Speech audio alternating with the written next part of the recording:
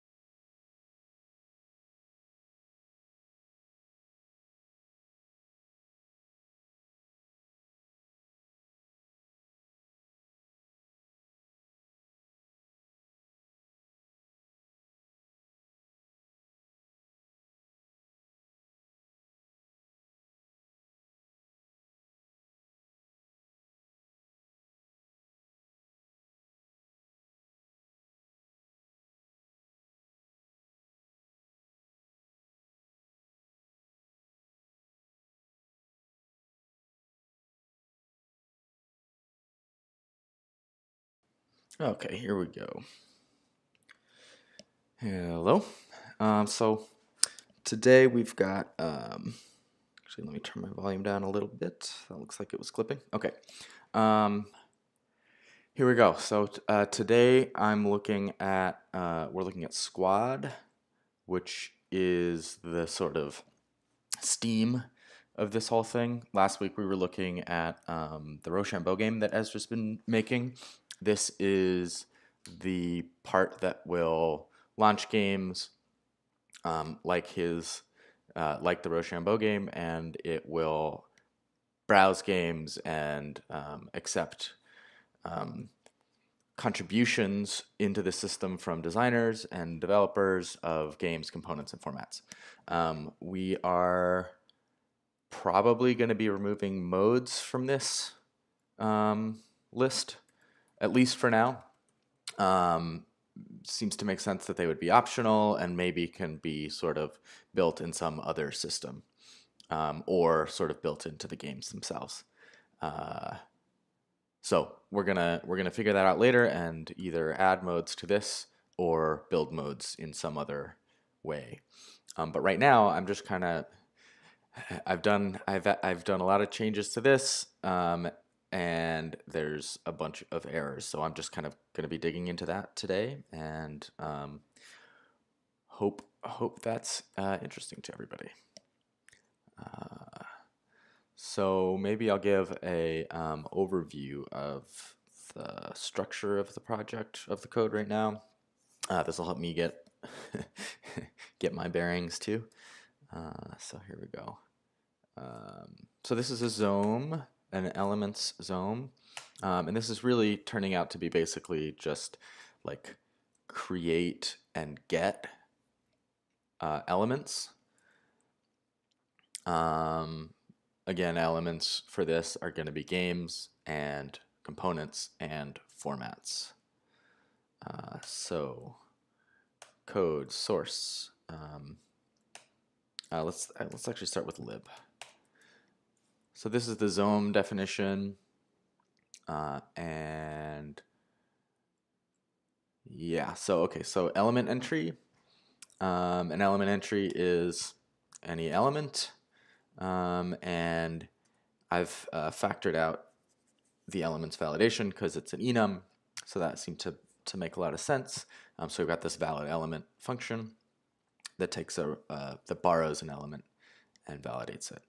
And then we've got handlers for contributing an element, and later there will be a curved bond. Actually, I'm going to update this to just like enter it into the curation market, because we're not totally decided on how we're going to build this curation market, but we do know that we want it to be involved in a curation market. Not necessarily a curved bond, but maybe. And then, of course, handle get element, which is just going to get that element out, which is pretty simple here. So we're now defining a zome with all of these things, right? It's just an element entry. And then there's the contribute element, and then there's the get element, and all of that is public. So pretty simple. This zome accepts element contributions and can get elements out right now. And then a UI will be able to use that, which maybe we will get to today. We can hope. But a UI will be able to use that, and of course there'll probably be like bigger things like search element or find all elements or get recent elements, or all of that stuff. So we'll probably end up having much more functionality here. But for now, just contribute and get, and we'll go on from there later. So let's look at elements and how we're implementing those. So elements are an enum here. They're either a game or a component or a format. And this is all just metadata that will allow a UI to participate in a game, in playing a game in the correct format or in the desired format.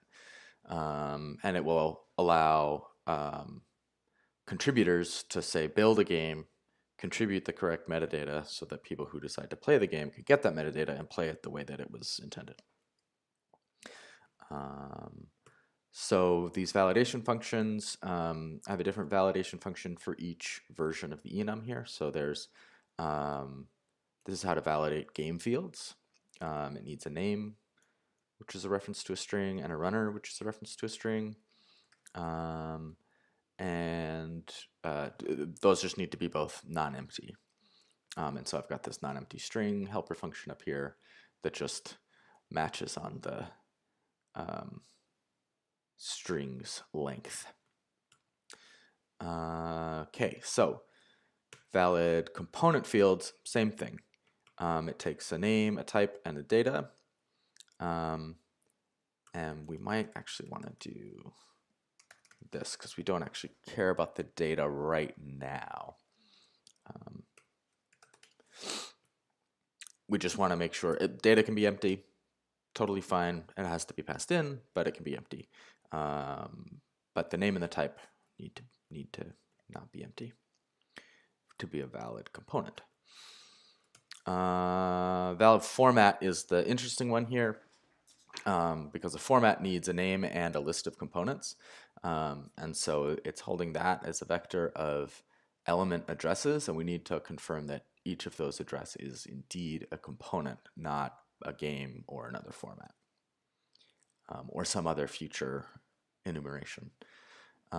So we've got, of course, name has to be a non-empty string, but for each address, we just check that we can match it to some entry of some app entry, and then we check that that app entry is indeed a component. So if let element component, if we can get the name, type, and data out of there, and we don't care what they are specifically, but if we can, if it can resolve into this type, then we'll continue and check the next address here.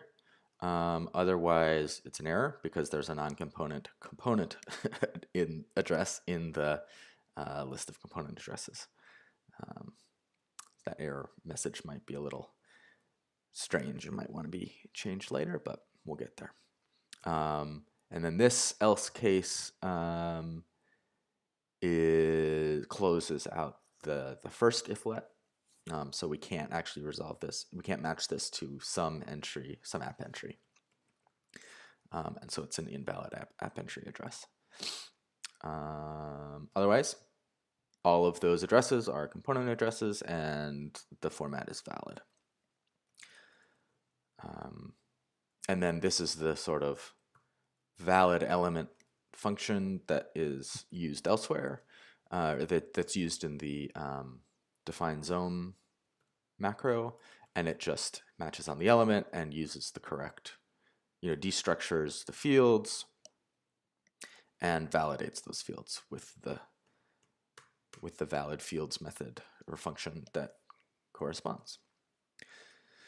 So pretty simple, just validation and creating and getting for elements. And we've got tests for that over here, and we can go through those. This is we're doing like a table test. So each of these objects here each is a test case, and for games we say that anytime we have an element of this, and we'll use these test cases later. But if the name is mock valid game and the runner is this mock runner, then it's valid. But if the name is empty, it's not valid, and its error should be this. If the game has an invalid runner, an invalid runner here, which we've just changed, I think. We'll have to check. Because runners don't have types anymore. We kind of runners. I just moved runners into the base, into the UI. So these don't have to be checked here, and we'll update that once we get over. But there's test cases for components, and there's test cases for formats, and this is where we check each test case. So for each test case C here, we have Alice call elements and contribute elements. So Alice tries to contribute this element, and then we take the contribute result and see. So this c.valid, if it's supposed to be valid, then we check to see that there is no error, that error is undefined. And then we try to call get element, so we have contributed it. Now we want to be able to get it back, and this contribute result.ok will be the address if it's not, if it worked. And we want to just check that the thing we contributed is deeply equal to the thing we got back. And the thing, actually, I'm sorry, the thing we contributed, the get result. So we contributed it, then we got it out, and the thing that we got is the thing that we expected. So the thing that we put in. So that's there. And then if the get result is okay and has a game, so this is just setting up for later when we get to the formats. This is setting up so that we have some invalid formats that have games. So I'm pushing game addresses onto this component game addresses array. And I'm also pushing component addresses. I'm pushing, game addresses onto component game addresses, and I'm pushing component addresses onto component addresses and component game addresses.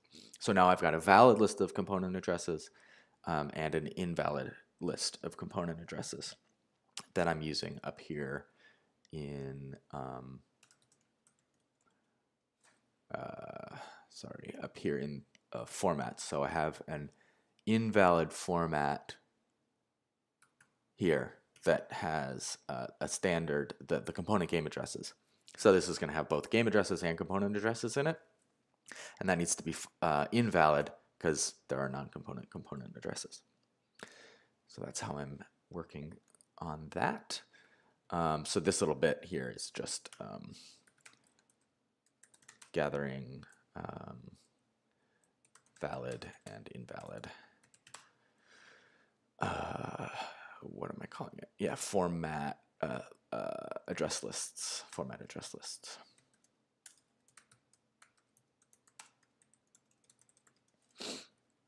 Okay, and then let's see. This else here closes the c.valid check. So if the test case should be invalid, then we want to confirm that contribute result OK is undefined.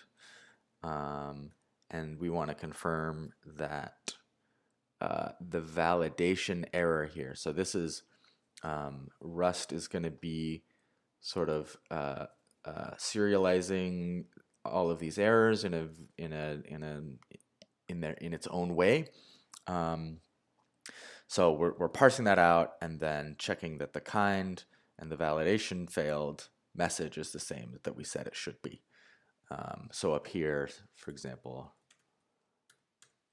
right here, this error should be empty format name and no other error. And that error is coming through here on validation failed. So we're checking that that's equal to the error that we said we should get.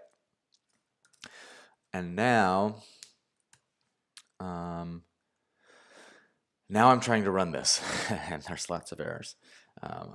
So let's look at that. So the command here is hctest.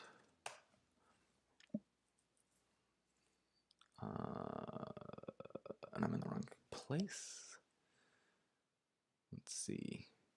Directory test does not exist yet. Okay. So I need to go one more. Yeah. Run this in the root directory. So it's building the WASM and we're getting all these errors. Jeez.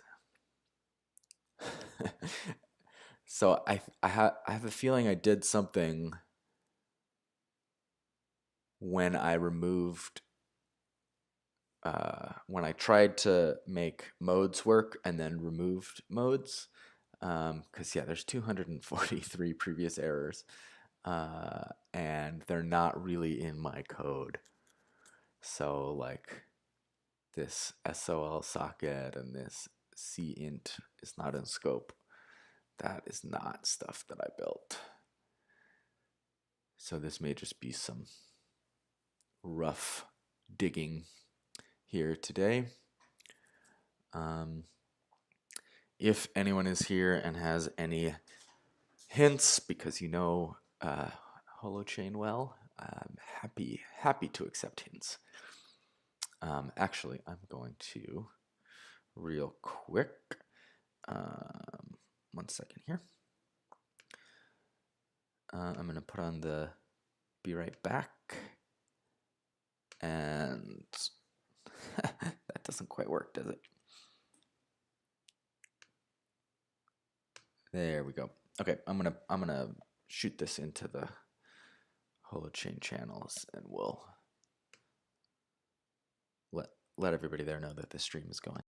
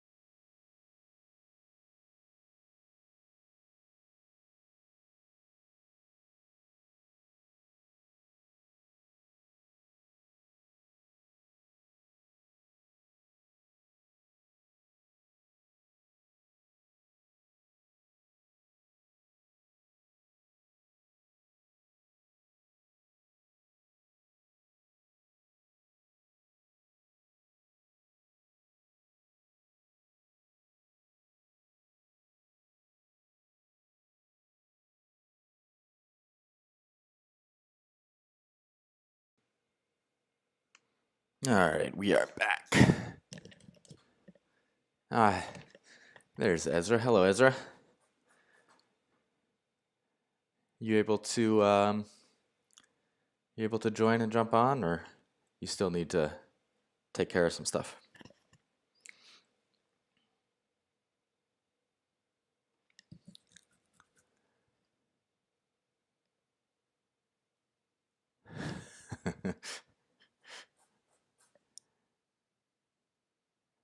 Yeah, no problem. I've got there's plenty to just kind of bang through. I don't know how much conversation makes sense right now with these very strange errors. I think I might have to do some just I don't know guessing about what's causing this. So yeah, it's like errors in standard OS raw, weird stuff. Oh no, but stuff just hasn't been imported. I don't know where to even begin. Oh man. So your water heater blew up or just quit working?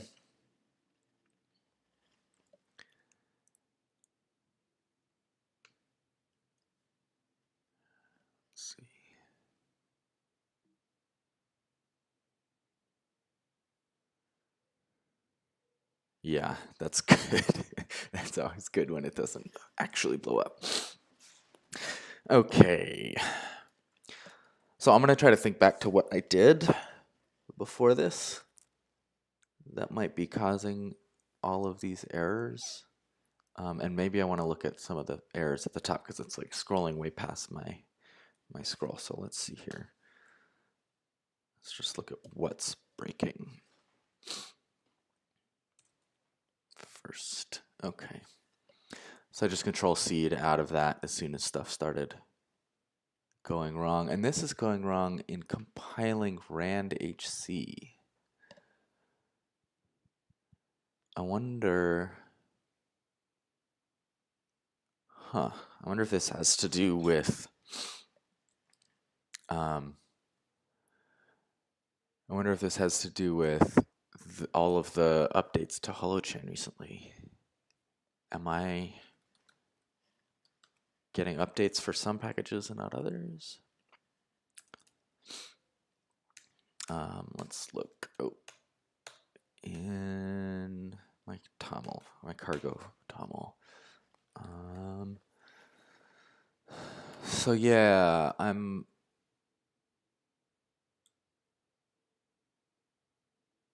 stuck here on these tags. So I wouldn't expect any of that to change. We will have to update at some point from 004. I think we're already at 007 alpha. What else could it be?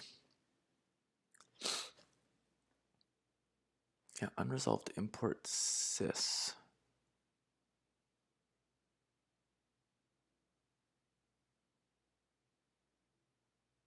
And what is randHC?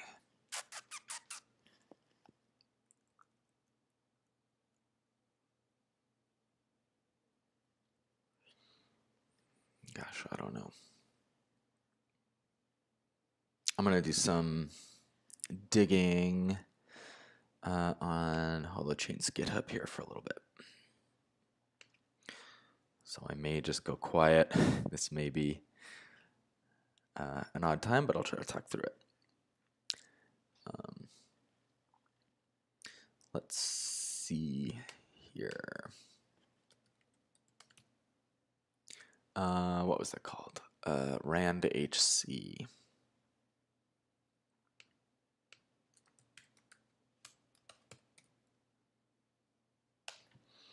So I'll just search for that.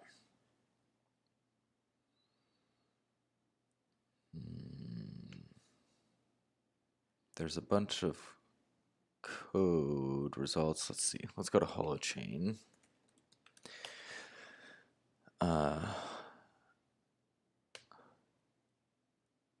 Holochain's organization, and then search within that for randHC.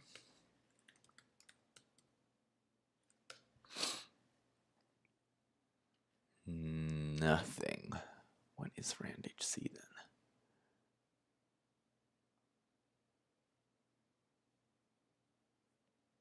Is that something? Is that a Rust thing?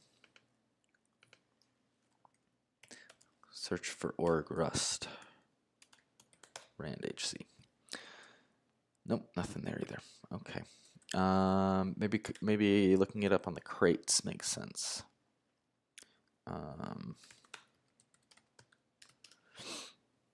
So just Googling that. Yeah, randHC Rust docs. Let's just see what this is even.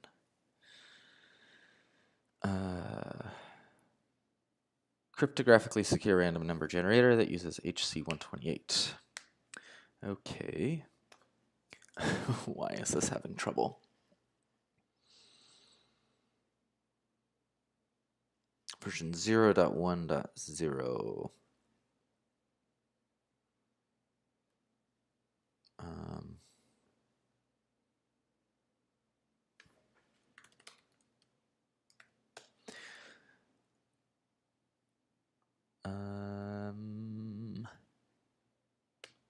Look at crates.io randHC. Yeah, 010 is the one it's supposed to be. Strange.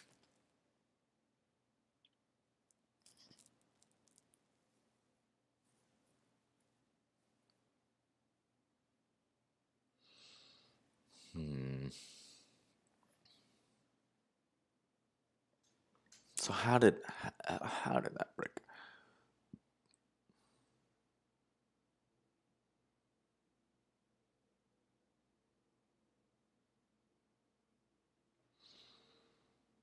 Unresolved import sys. Maybe a missing, let's see. I'm gonna just Google this and see what they say. Because that seems like a strange thing.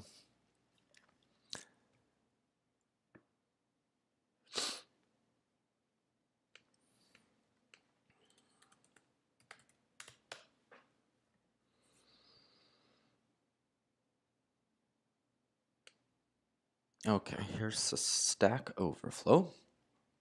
Small project, but with no issues. Let's see. Wanted to make it easier to work with, so I broke it down into modules. Cargo build from the top level directory. I get the following error. Unresolved endpoint rand. That's interesting.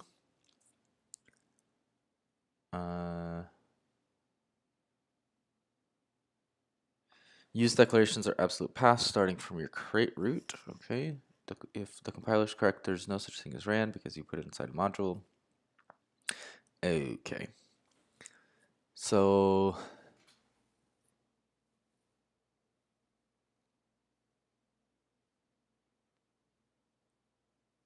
that's strange.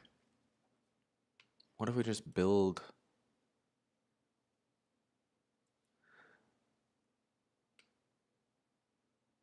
What if I run that, but just inside the Zome code?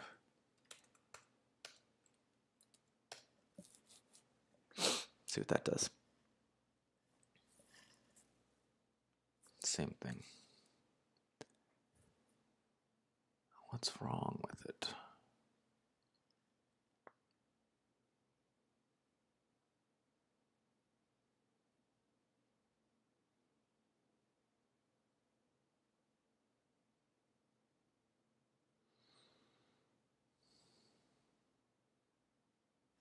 What if we take out this target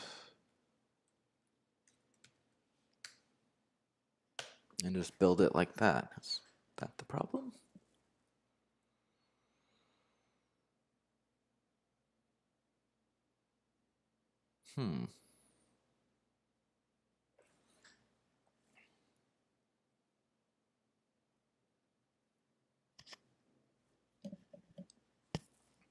That's interesting. So that library is for, or that crate has to do with compiling to WASM. That's a clue. Not a huge clue, but something. Okay.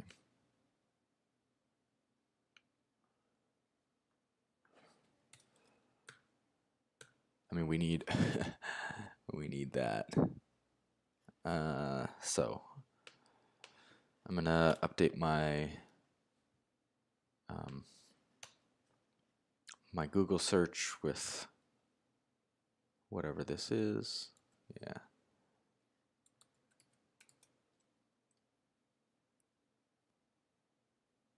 Let's see. Unresolved import sys. Oh, but what was the? Oh, now it's rand XOR shift. I'll just put rand in there. And target equals WASM32. Just add all this to the search and see if anybody else is having this problem.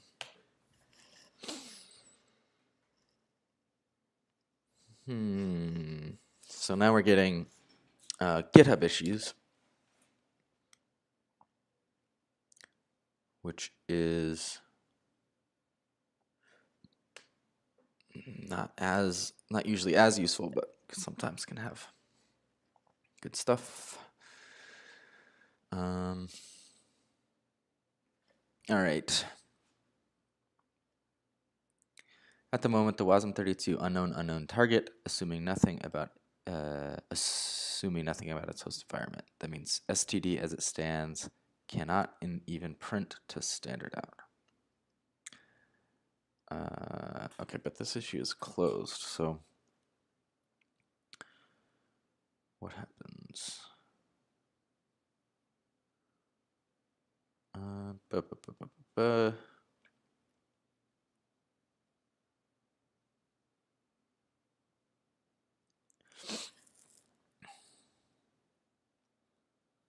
They're talking about how they're going to handle that on their side.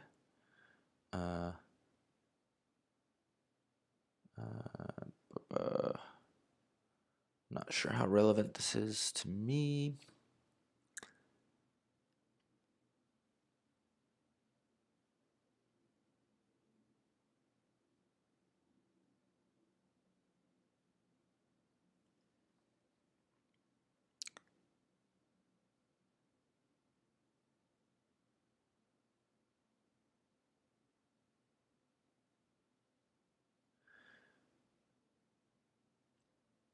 Okay, so the last comment here is I believe we've done this over time by saying the unknown target can make no assumptions. So I'm closing this. How did this ever work before? I have certainly run these tests.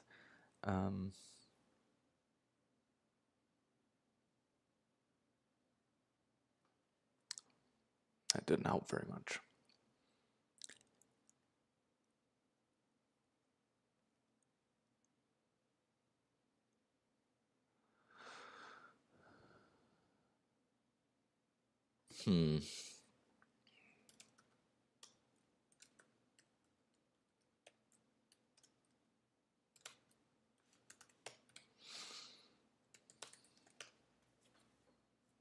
So it builds that and runs into these problems.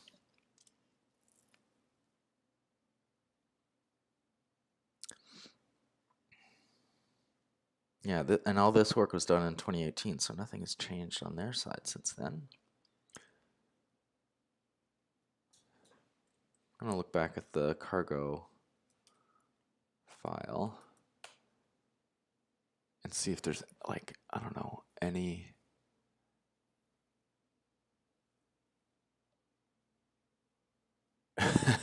it is a very intimidating error list, and it's the worst part about it is it's none of it is my code. It's in a dependency. Like, so this time it's rand Isaac. So this time rand HC went fine. That's odd too. Let's see, is it a different rand thing every time?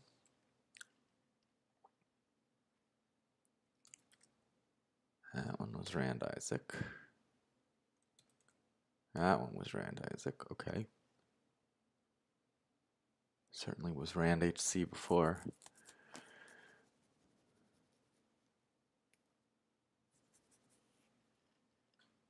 Boy, maybe now's the time to update to the newest version and just, because this kind of problem could go away with that. I wonder also if it's this request thing, because I did add that. So let's take that out, and I think we don't need it anymore. Yeah, let's take that out and see how that works. Oh, actually, I think it's already. I think I already removed all that code. So let's try that. Did I save it? Yes.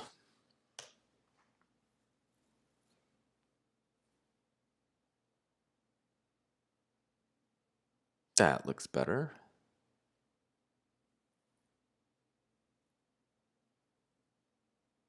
So we've got our unused imports. That's fine. Oh, great. That was it. Okay, so here's failing tests. Whew. That was lucky.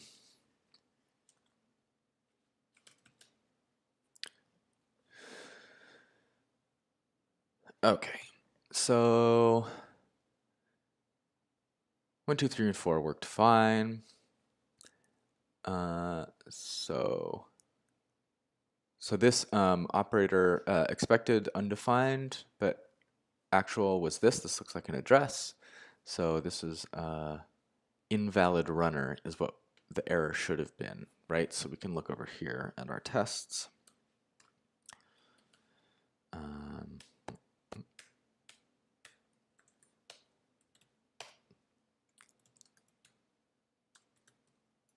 So invalid runner, it want either this one or this one, probably this one.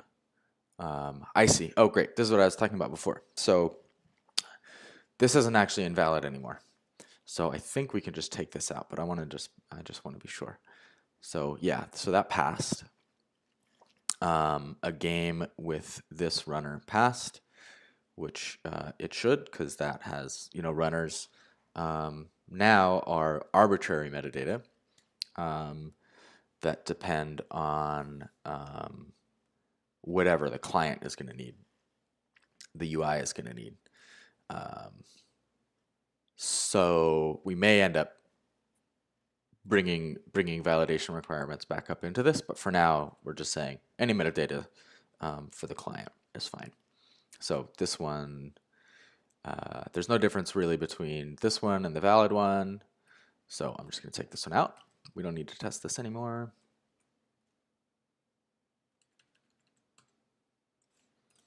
Okay. And then it just quit. Okay, so let's go. Let's test it again.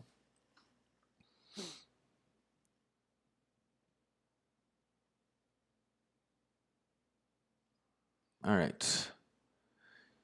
Invalid runner, actual empty runner. Okay. So this invalid runner, right? Okay. So that's fine. I think we don't want it.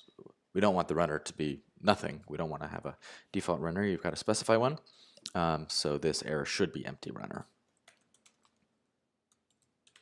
And what's the capitalization there? Yeah, perfect. Okay. And then it looks like all the others passed. So let's try this again. Looks like we're doing good here.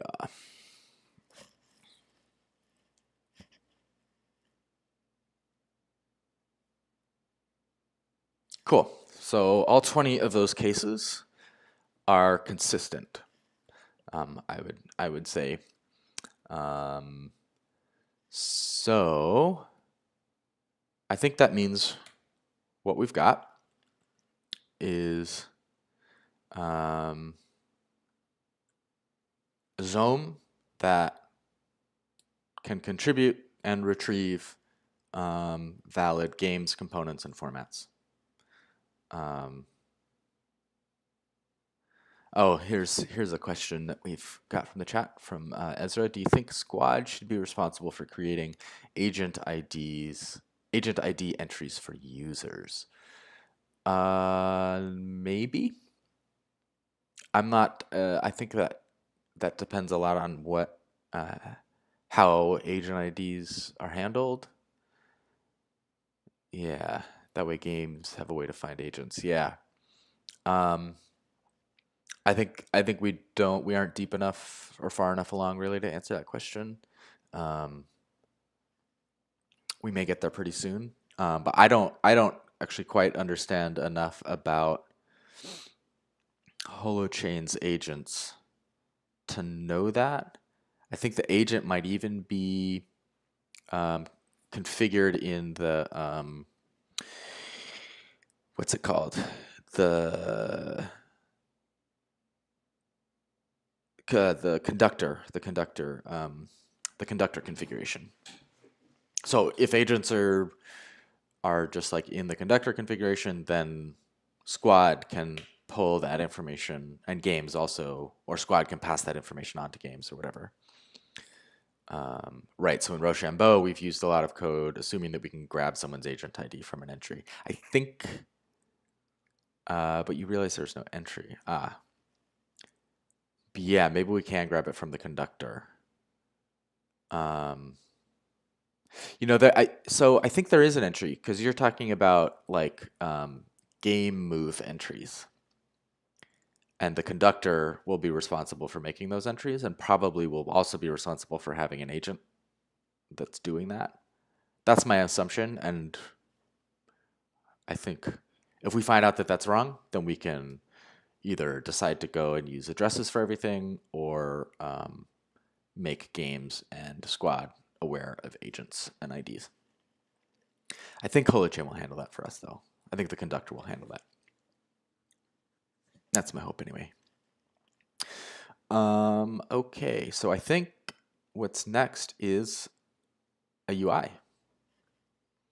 And this is the first I've started to look at that, so it might be a little, it might happen in fits and starts, but let's see.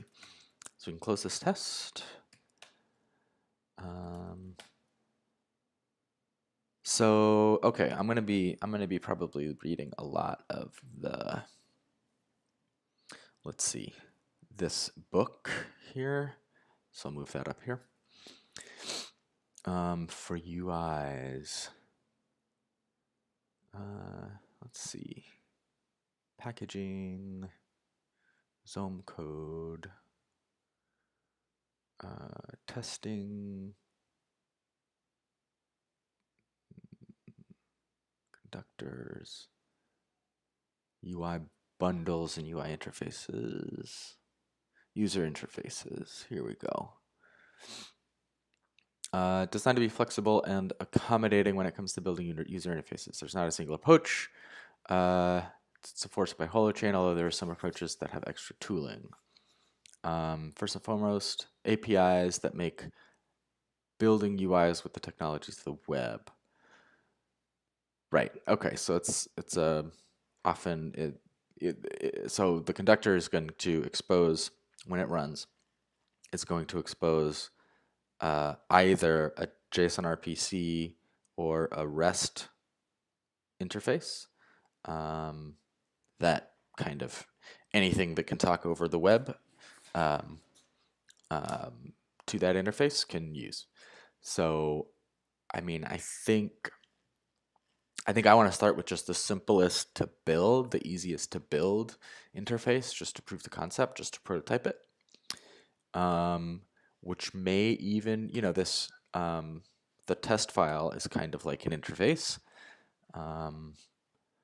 So maybe I just want to know, maybe we can even use the test conductor to confirm these things. Actually, that's probably a good way to do it. Okay, so we want to basically write some tests that show that we can run a game, a quote unquote game, with a runner. That we can build a game runner, kind of however we want to build that game runner. And then that we can contribute something, and when we contribute it, that we can then use it to run a game with that kind of runner. That was very self-referential there, but maybe it'll make sense when I start to do it. I hope it will. Let's see, squad test. Let's say index.js.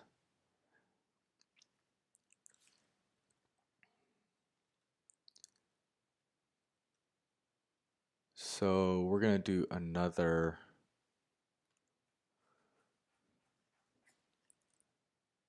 Actually, maybe let's factor these out into their own files, so that we can kind of run all of the import all of the scenarios into index.js and then run them all.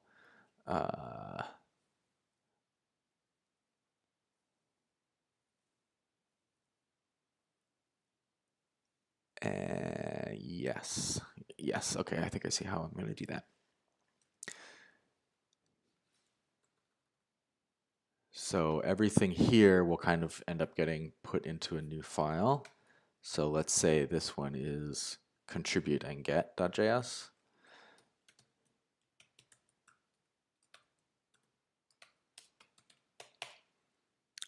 And that's going to be like all of this.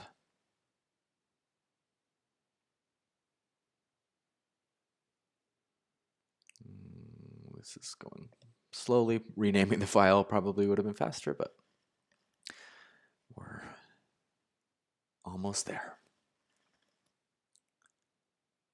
Okay.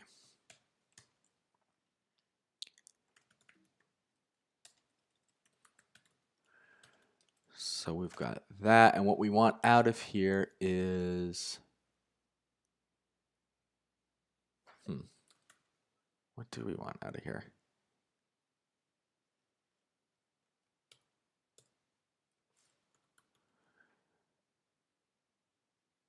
When we require it, will it run it? Let's see. No, what we want is this pair, the pair of this function and this this name. So we want to export the, let's see, the scenario. And I gotta look up JavaScript exporting now because it's been a while.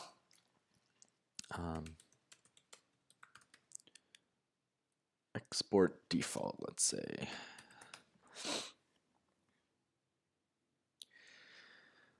So export default, what is it?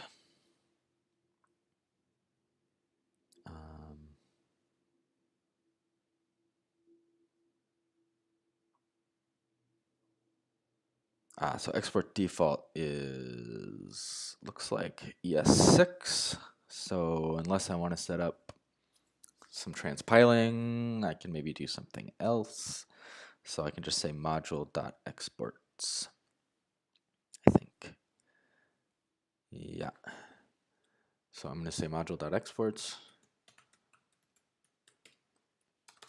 And set that equal to this object, which has a scenario.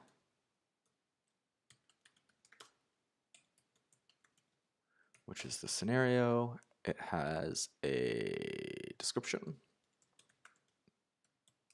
which is this.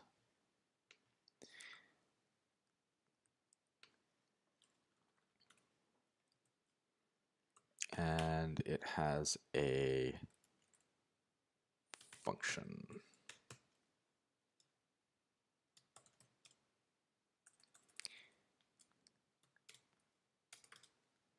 Which is kind of the rest of this.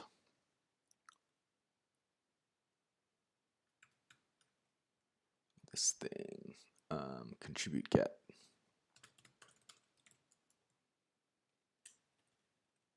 Let's call that.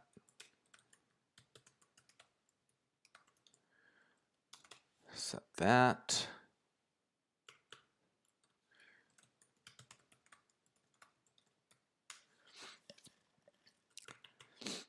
So, and then over here, we're going to import those.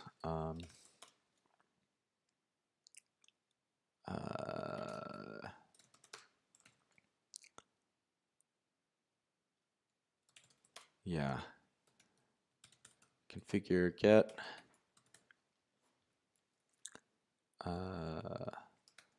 Scenario.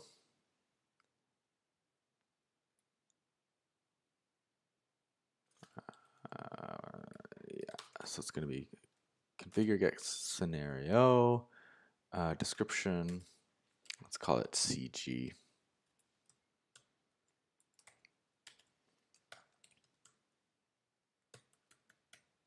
CG scenario, CG description, CG func equals require contribute get.js.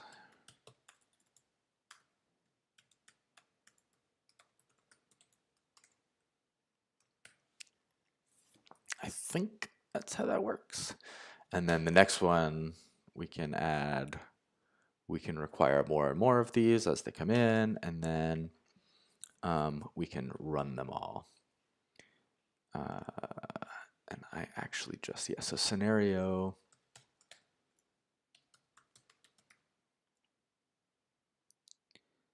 Actually, we don't need to pull these out. We don't want to pull these out. We just want contribute get tests to be that group.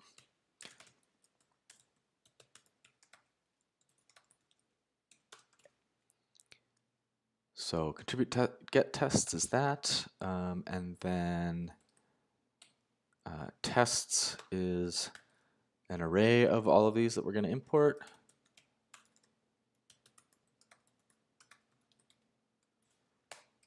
And then for t in, this is JavaScript tests dot for each t. And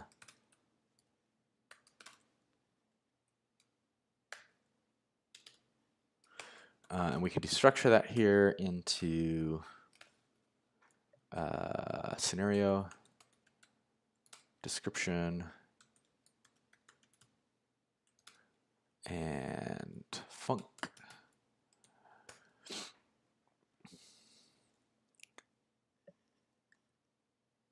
Then what we do is scenario, what was it? I deleted that over here, didn't I?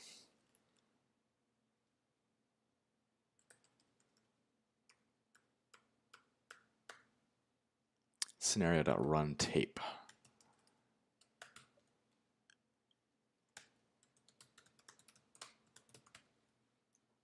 Cool.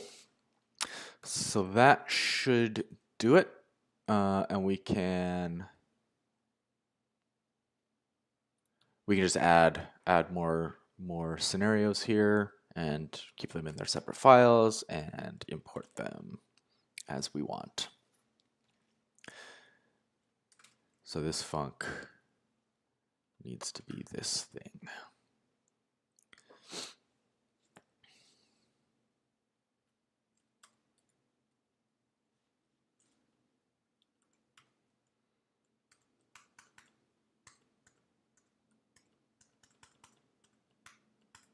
There is a way for me to do this for the whole. Well, I guess I just have to go through and do it. That's fine. I could look up how to do this correctly in Emacs, but just do it by hand.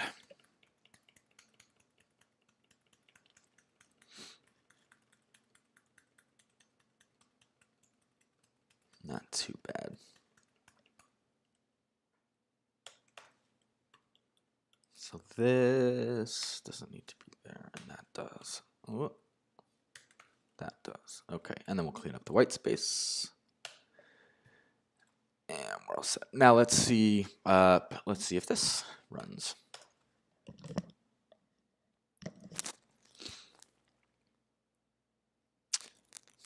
Missing close bracket after argument list. Okay.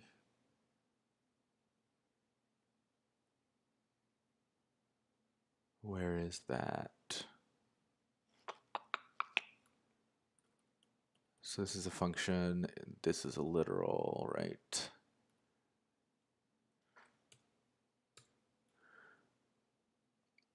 We did have something here.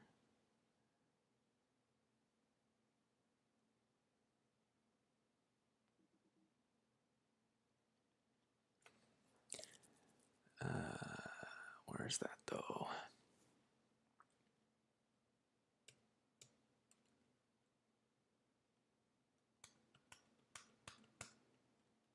Let's see, that closes that. That closes that. That closes that.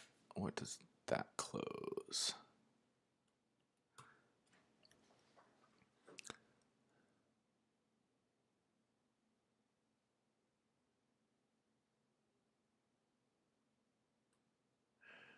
Yeah, you know, I'm gonna name this instead.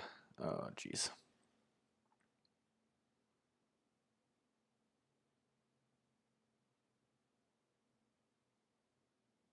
Instead of just putting it in like that, I'm gonna name it.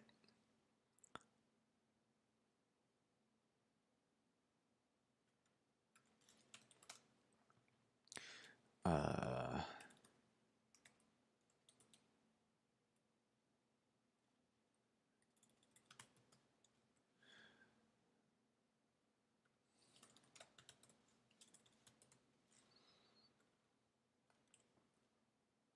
let's see how that works.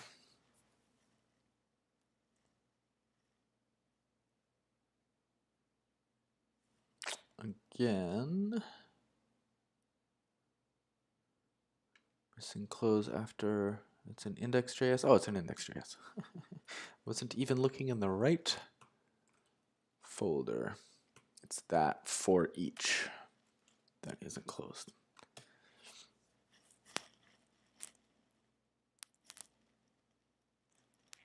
Okay, now what do we got? Can't find module contribute get.js. So I wonder, let's see. Contribute get.js is in there. Maybe it needs to be like a relative path.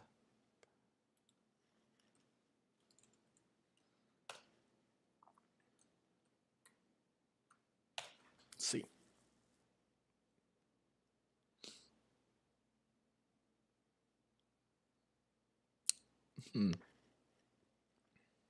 Unexpected token.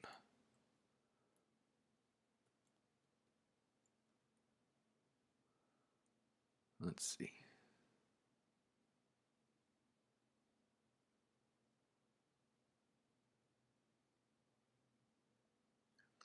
Oh, I think I'm misunderstanding or misremembering how for each works. Maybe. Let's look.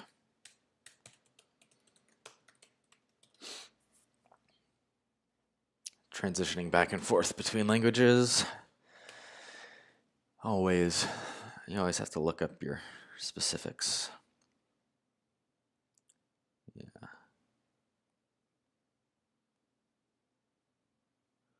Oh, there's a for each in statement.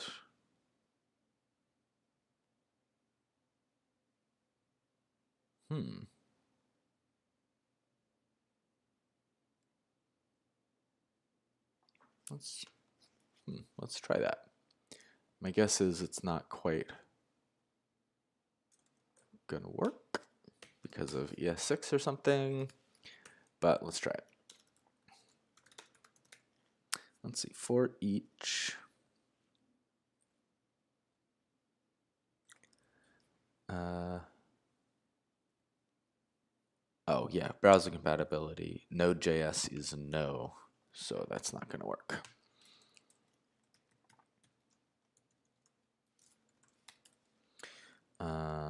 Okay, array for each.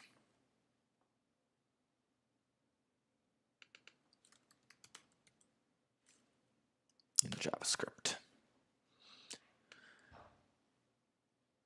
Let's look. Yeah, it just takes a function that takes the element. Yeah, okay. I think that's what I have.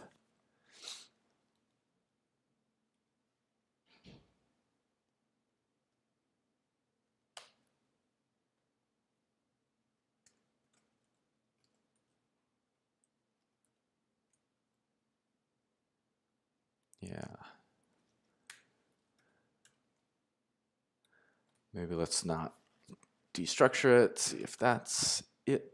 And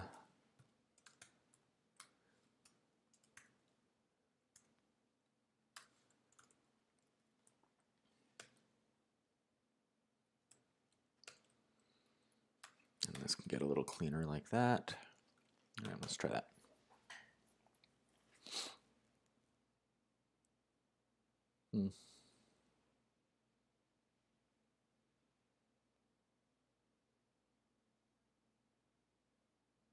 contribute get.js now.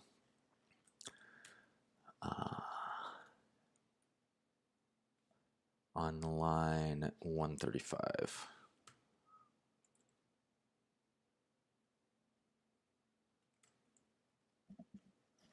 So this is unexpected, right, because it's not inside the call anymore.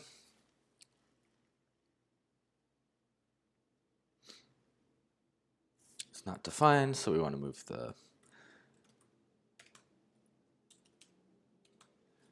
move this down to the bottom after that's defined.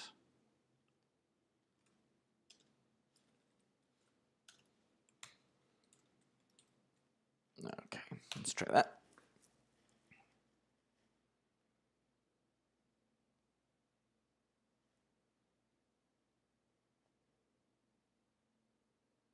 Test is not defined. Tests. Try that.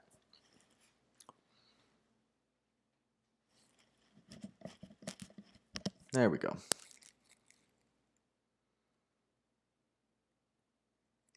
Working great. Okay. Now we can add, what did we want to do? Game run tests? Like run games? Already like game runner. Let's see.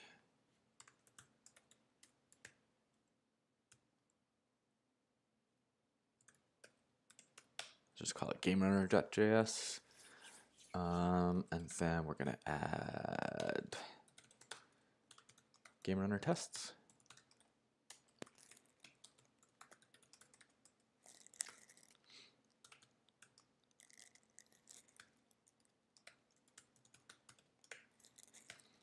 I'm going to add that to here.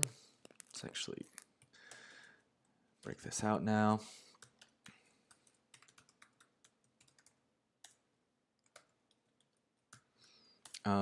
Actually, we might even be able to get away with just doing like this.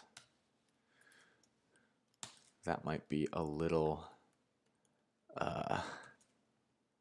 rogue, but let's try it and see, because that might be just a little more convenient.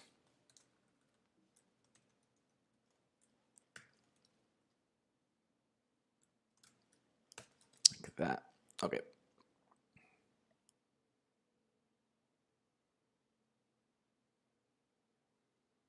So the second one is going to fail, but hopefully the first one makes it in.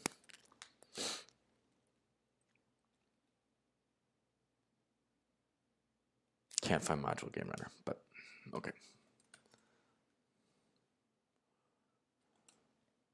So let's look as an example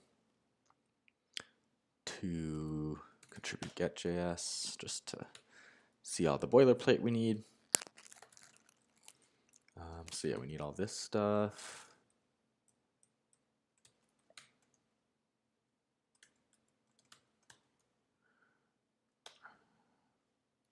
Like that. And then down at the bottom, we need the exports.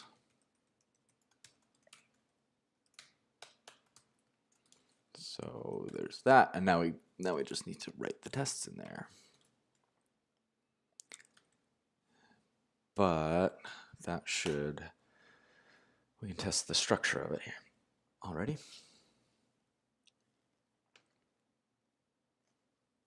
Let's see. Cool.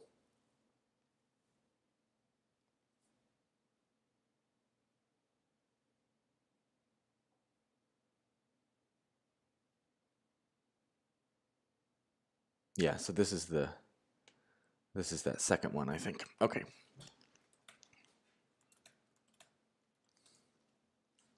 So let's just keep this here for, oh, what is it? Oh, yeah. Let's keep this here. We can get rid of that, but we can keep this here for an example, because I want to basically follow the same process here, or the same strategy, where we have test cases, table-based tests,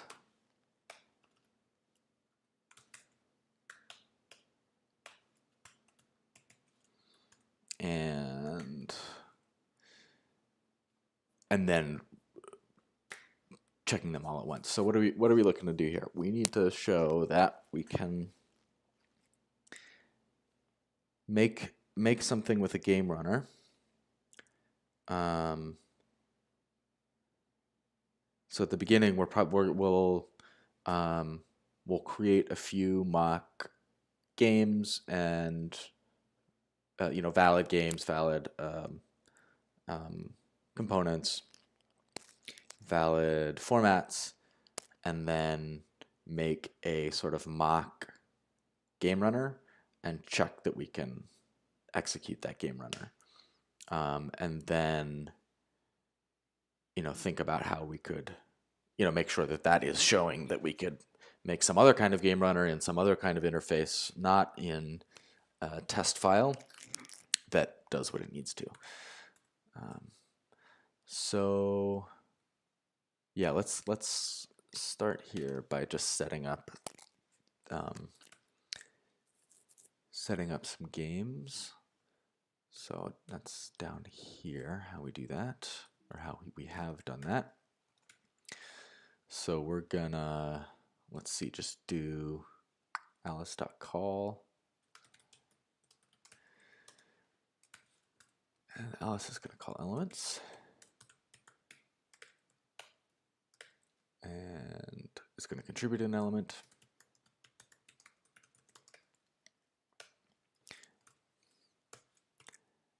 And let's actually put this inside an elements for each, or mock elements for each.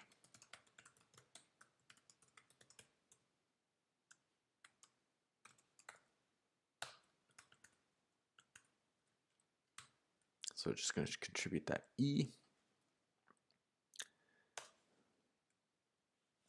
And this probably doesn't need to be all broken out.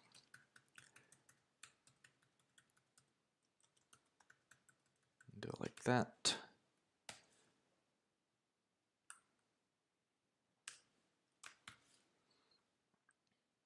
And then mock elements, because we're going to make probably at least 2, I guess. Maybe we don't need to make 2, but why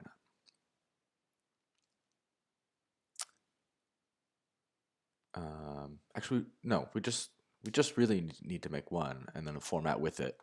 That's actually. Let's do that. Let's just do that. Keep it simple. So a game element.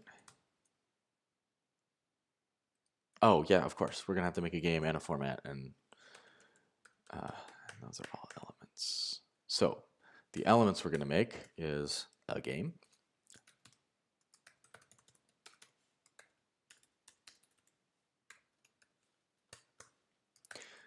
So let's look.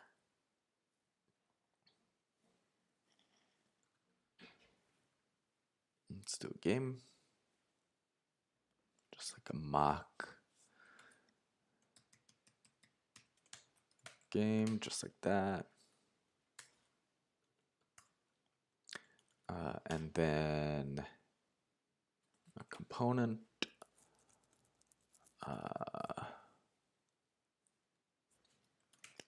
Let's not use that Rochambeau component though.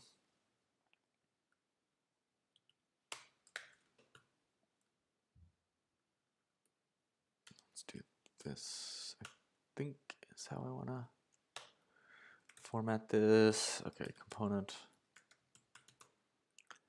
And components look like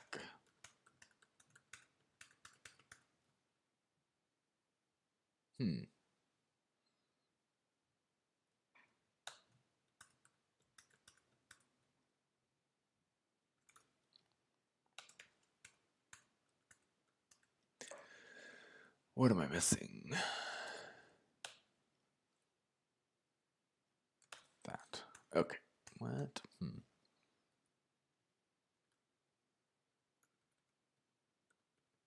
We'll figure it out.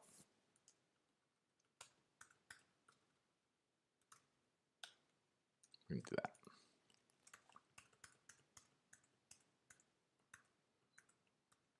There we go. That makes it clear. Okay. Hello, Purple Dragoon. How's it going?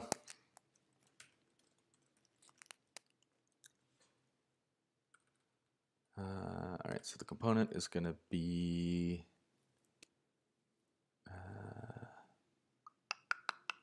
has a name. I am coding up some tests for a holochain app. Trying to a holochain app that's going to end up being a game, a little bit like a decentralized Steam. So we're checking out, we're prototyping the system right now, and we're making some tests that show that we can run arbitrary games that other people have contributed to the system, just based off of metadata that they contribute. So we're just doing that with mocks right now, and then eventually we'll be able to do it with actual games that anybody contributes. So I'm starting with some tests right now before I write the UI. Or I guess I'm sort of using tests as a UI, as a prototype or a mock UI right now, to make sure that that the types in our system are going to do what we need to do. So right, has a name, mock component, let's say. And these components, I can go over the system just a little bit here. The components, we want to make a system where there's games and there's components and there's formats. So in a way, like formats in the sense of how Magic the Gathering has formats, or Hearthstone has formats. There's like standard and there's wild in Hearthstone. We want the community to also be able to not only contribute games, but also components. In Hearthstone, that might be something like a card. In other games, it might be something like in Dota, it might be something like a hero. And then formats, just saying what's legal and what's not legal in this format. So wild, standard. In Hearthstone, I don't think I'm sorry, not Hearthstone. In like MOBAs, I don't think they have formats, or I'm not familiar with any MOBAs that do formats. It can be very stressful, definitely. Uh, earlier I had some output that was showing me 240 some odd errors. We found out that that wasn't totally my problem, but that was stressful. I like it though. I think it almost feels like a game sometimes, where you've got like small little problems that all roll up into one nice big solution. It can be fun. So anyway, we need to make a mock game now. We need to like mock up a game and a component and a format so that we can check that those all work together how we think they do. It is like a puzzle game, yeah. Okay, mock component. Okay, so that's the name, right? And then a component also has just a type data. Okay. And then data.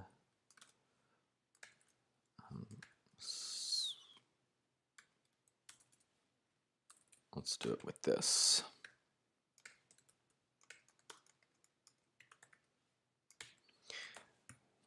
We're not. Ooh, what was that? We're not super concerned with what the data is right now. We just want to check that the things we give it and the things we get back and the things we use all kind of work together and make sense and are consistent. All right, so we're going to do a component. And then we'll do a format, but we can't actually make the format until we have the component address. So we can't just necessarily do a for each on all of those. We can do a map though.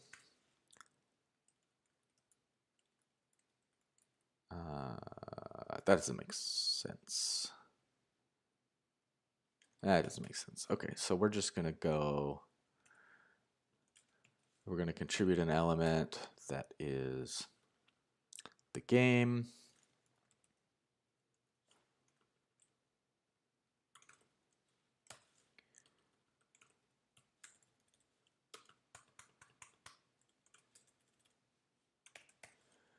And then we're going to contribute an element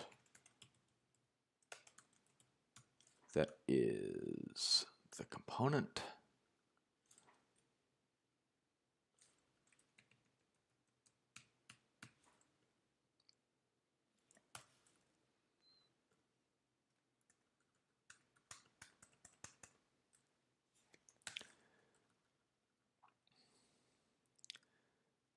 Yeah, actually I do usually code without music. Usually Ezra and I are on this together, so we're talking through the whole thing and we're coding together. So it makes more sense not to have music. Um, but yeah, I can get distracted, especially when music has lyrics. Yeah, I am aware that they would make the stream more more interesting or more pleasurable to watch, but it can distract me. Right, so this call to contribute element is going to return something, and it's going to return a contribute result, which is going to be an address at OK. All right. So so the let's see, the component is going to equal that, and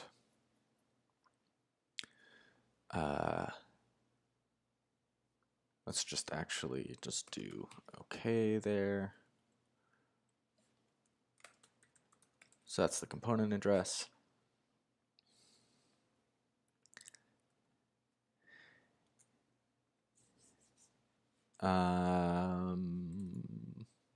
So I'm not, so in these earlier tests, we were really concerned with whether or not like whether or not this error, this result error was undefined, or whether this result OK was undefined, because we're testing the contribute method. Over here, we're trusting that the contribute method is tested elsewhere, and that it's just going to work. And if it's not working, if this OK is undefined here, that means there's a bug in my test, and I should just go fix it here. So I can just sort of rely on the fact that contribute element is tested elsewhere and is going to work right, and this OK is going to be an address. If it's not an address, I need to change the component that I'm contributing or the way I'm calling it in order to make it work and actually contribute that component. So I might want the game address, but I don't need it yet, so I'm not gonna grab it. So okay, we've got the component address, which means we can now make a format.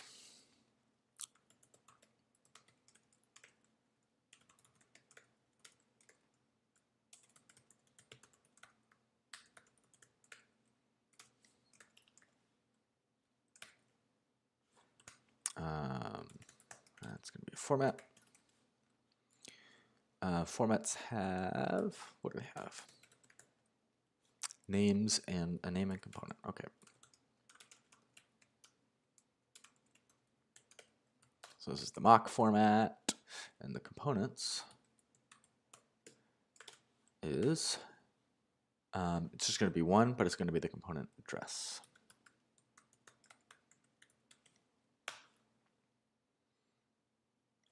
Okay, so we should now have a game we can run, and it's got a runner. And I'm kind of thinking through whether or not this this architecture makes sense. So the client here, the client of the SquadZome or the Squad's DNA holochain app needs to know about runners and how to handle runners, or how to run these games. So I think I would actually rather a runner to have a type, and for that type to be mock, and for the runner to also have data. For that data, you know, so that the type may or may not require some configuration data. In this case, it does not. So we can just do that. And then the way this UI, if this were the UI, it knows how to run mock games. And so when we find a game of type mock, we can run it. So what is this mock elements? I don't think we need that. So the test case is here, and I'm pretty sure this is actually going to test something. Sometimes you can get into this situation and find that you're not actually really testing anything. You're kind of testing that your code is your code and does what it does rather than does something you specifically want it to. But we're going to try to keep that from happening. Because, for example, the kind of runner I'm thinking of building, there's two. There's a web game runner, and there's a web game runner and a DNA runner that would be loading some DNA into the running conductor, and then loading its UI. But I'm gonna just start with the mock here. So mock runner, maybe we need to make one of those up here. Let's see.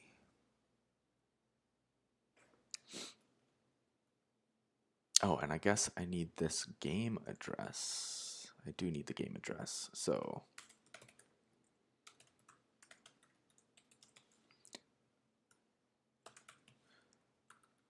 that's there. We've got the game address. Oh, and we'll need the format address too.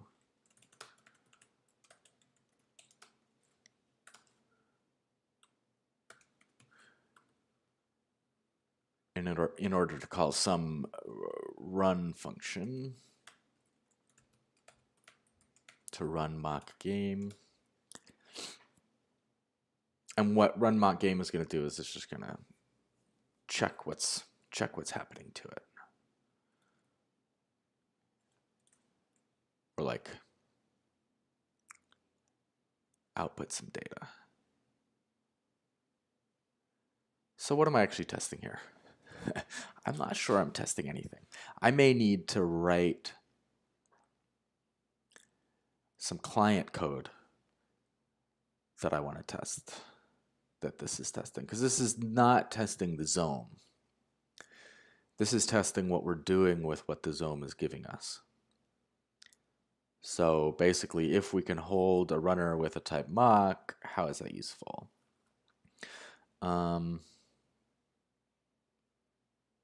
So okay, we'll keep going here, and we'll find at some point what code we need to write in order to have a client run a game. So I guess that's what we want to test, a run game method. So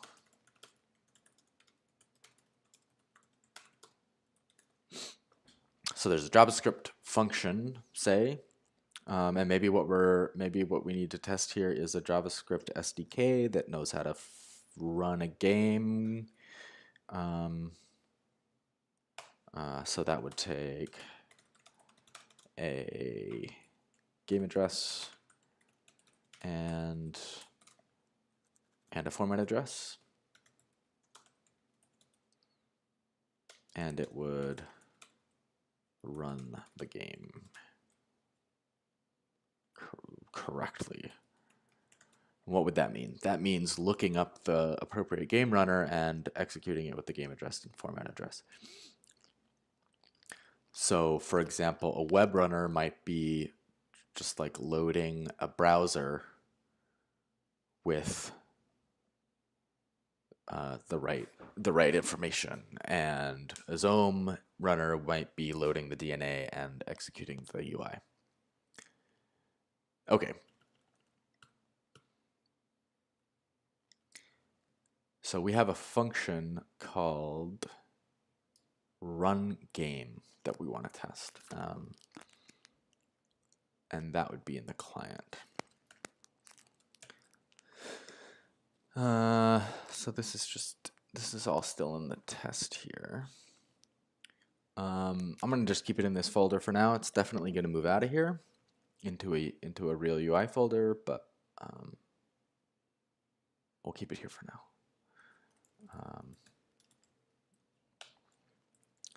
Let's see, UI.js. So this is going to be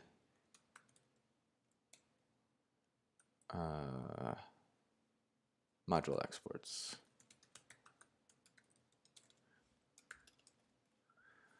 It's going to export something called run game, which is a function.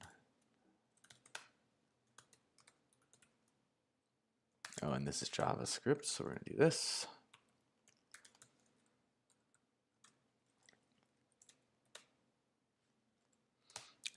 Takes game address and format address. And it runs the game.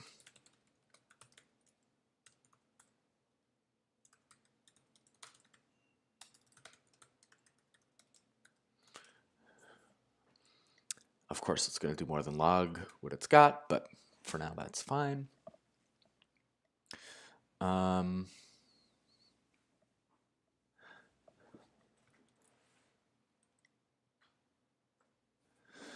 So what's the test case? I guess the test case is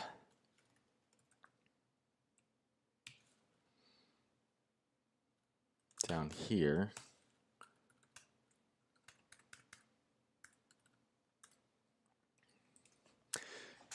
Because these need, so when the game address is this and the component address is this, or I'm sorry, when the format address is this, we expect this to have happened, this other thing to have happened. So when the game address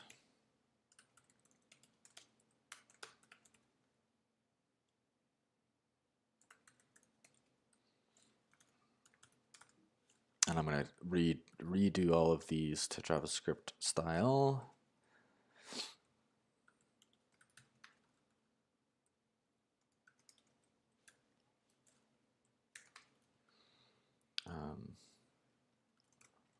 So when the game address is that and the format address is that,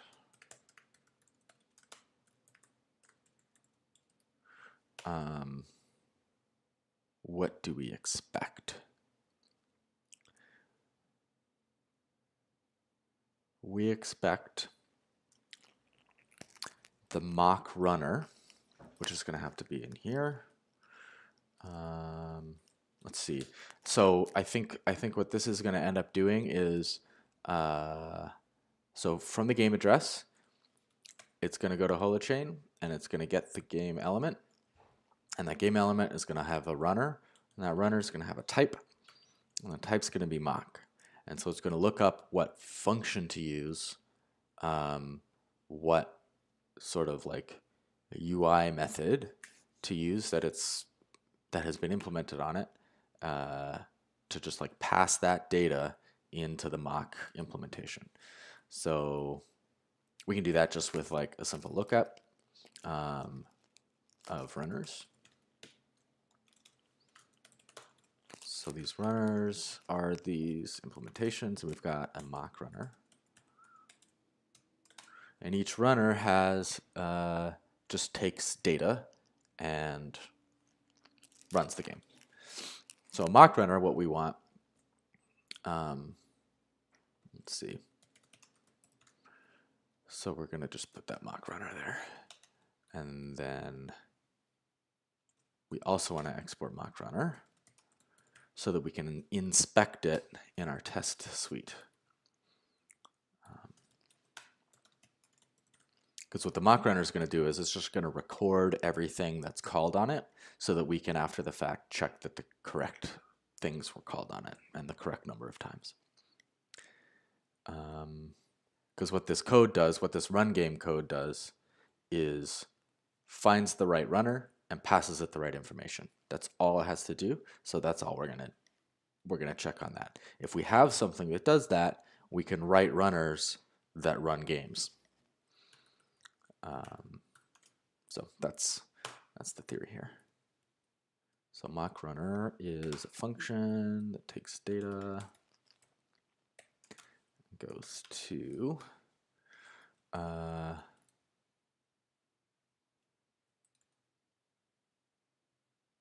no, it doesn't take data. Does it? Yeah, I guess it does. Okay.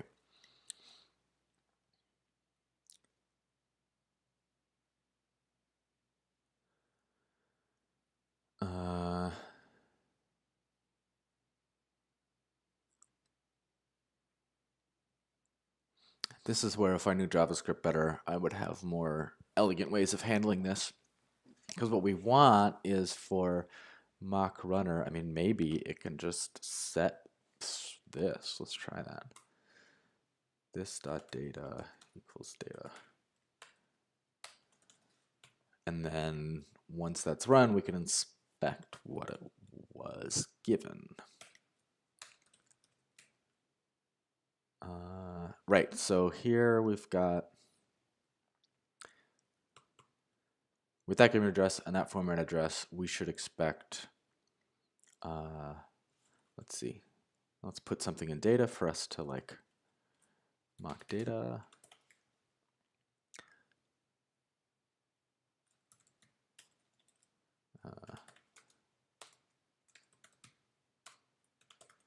So the data should be mock data. Okay. So test cases. For each test case,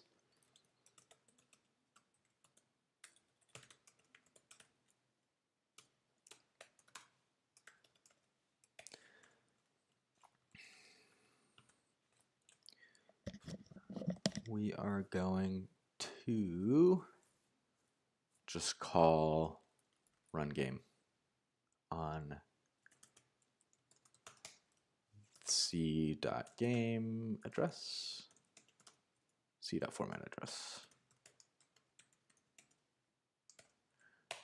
And then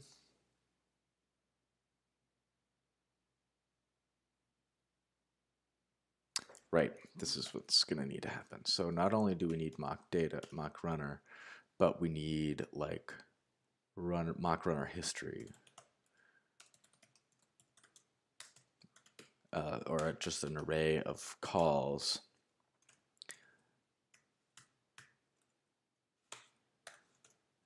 that mock runner updates every time it's called. That's what we want.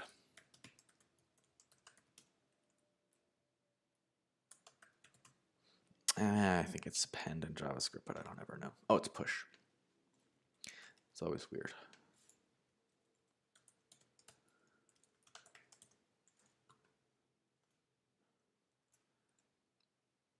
So now every time mock runner is called, it it puts something on mock runner calls, and so we'll be able to inspect that. And then let's also keep track of just like the most recent call.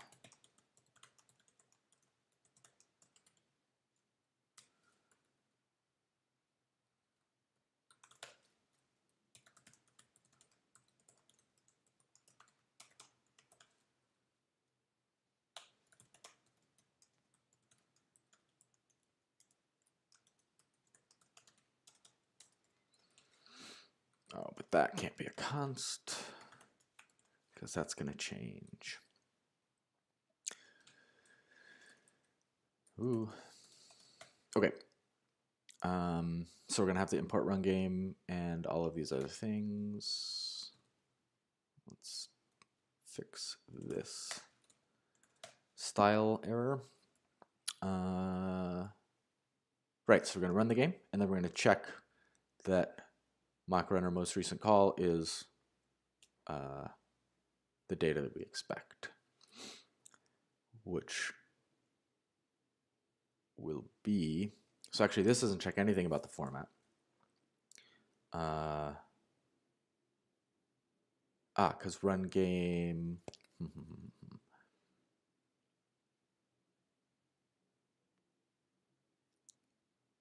well, we'll get there. Okay.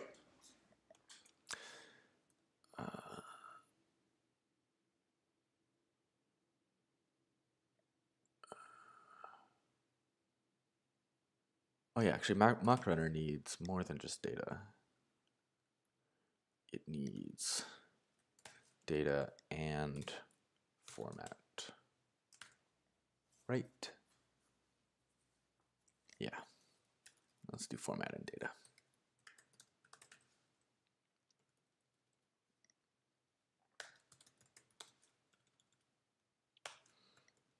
And we'll just push on an array of format and data. Okay. So when we run a game, we expect it to get, we expect that the correct information to get to the runner, which means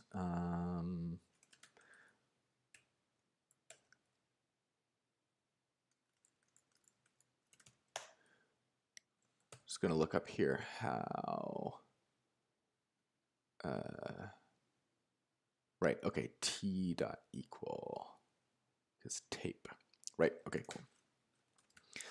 So what I was looking up there was how to use tape, the test runner. So this T is tape's interface, and it has a method called deep equal and equal, and we're going to check that these things are deep equal at this point.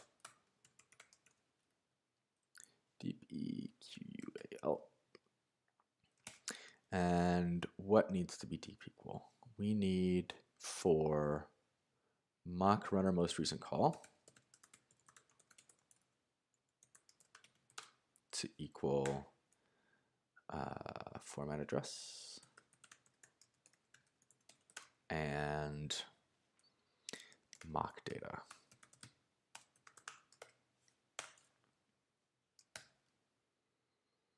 Okay. And now we also need to require all of that.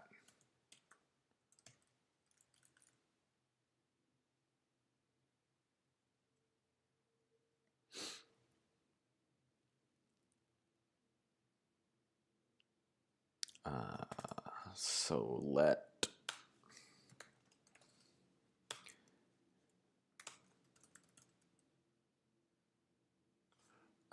actually, let's not destructure these just now. We're just gonna let UI equal require UI.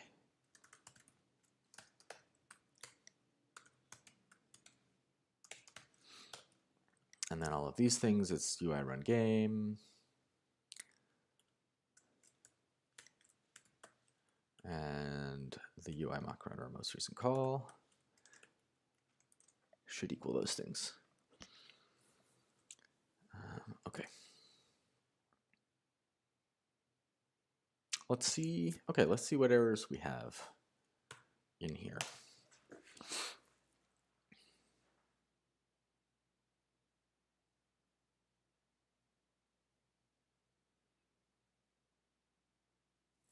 Okay, so the first test suite still works. Second test suite. Component address is not defined.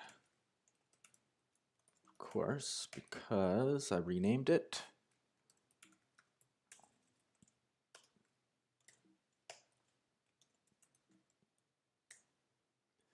There it is.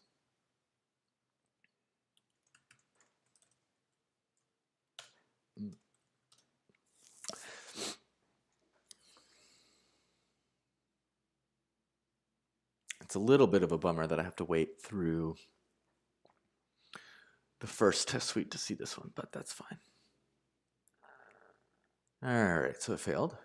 So we expected undefined mock data. We got undefined. I don't think we should expect undefined.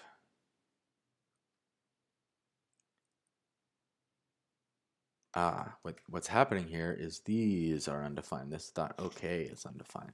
So I got to figure out what's going on there. So, okay. So we're going to find out what's there. Well, let's just see what's there. Just take a look at it.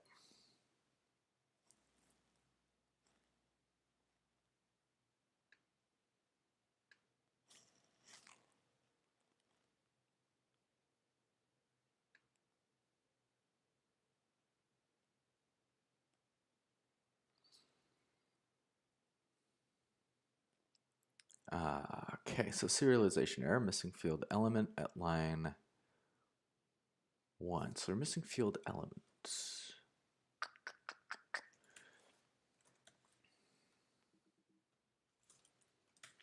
So this is like I'm contributing incorrectly. Yes, so each of these has to be an element format. So,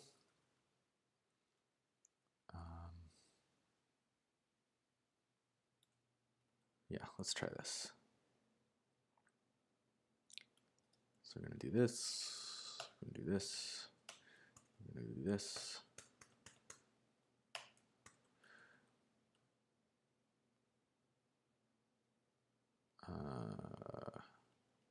We want the element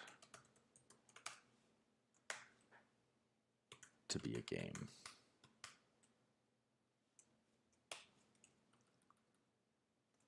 So I'm going to check that that's correct formatting just on the game, and then if we get through that, we'll do it on the other ones.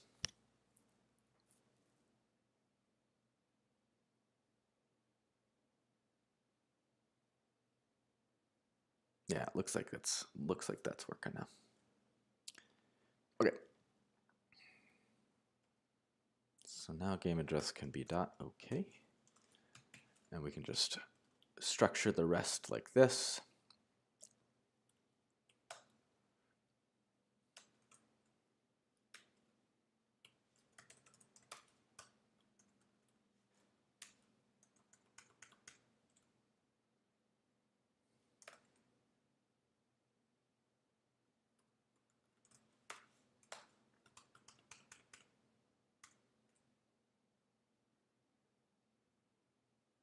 That doesn't look right.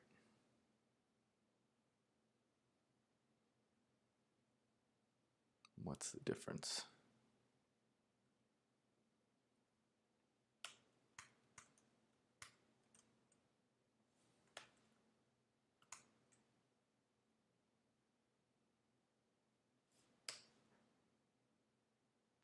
Is that it? I think so. Okay.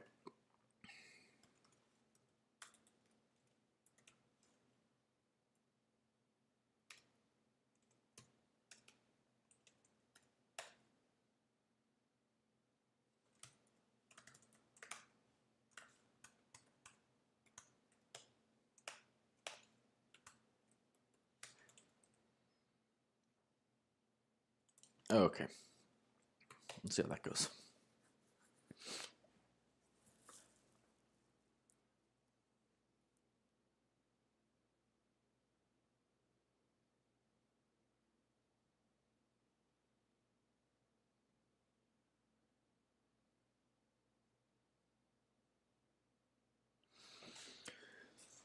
Okay.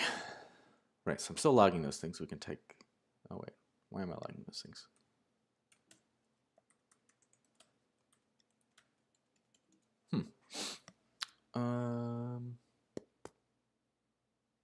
I guess that's okay. So we expect it to be this, but it is this on this deep equal here.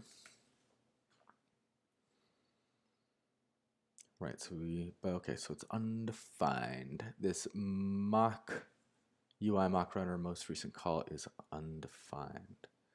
So, right, okay, of course, because we haven't implemented it yet. This is how TDD works. Ezra has a question here. Have I ever gotten an error like exception occurred while calling zone function unable to call? I don't think so. That doesn't sound familiar. Sounds like maybe there's a mismatch between the zone function name or the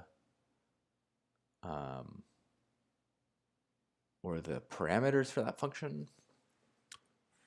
I'm not sure. I'm not familiar with that error though.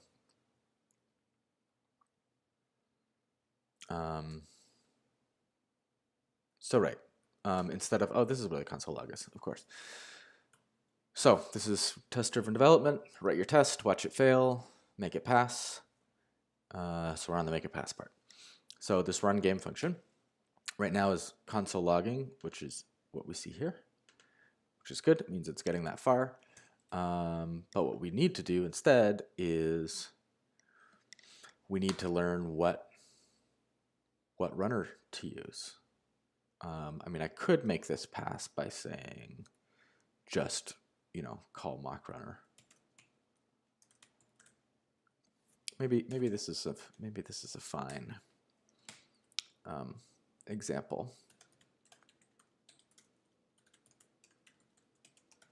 of how test-driven development can work. So I think that might pass the test, but it's obviously wrong. We don't want to always use the mock runner. So what we'll do next is say, okay, I've got a game of one type that is run by its correct type, and it sort of selects its own type. Although this is even failing. Why is that?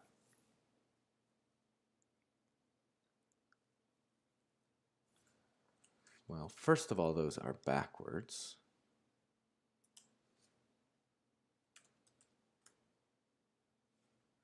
Ah. But why is it undefined? It should have something.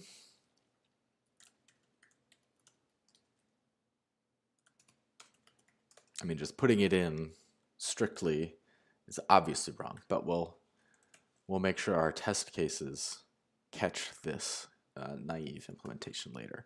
We want to make sure that the pipes are flowing how we expect them, and it looks like maybe they're not. Right, so we expected the format address and the mock data, but we got undefined for mock runner most recent call.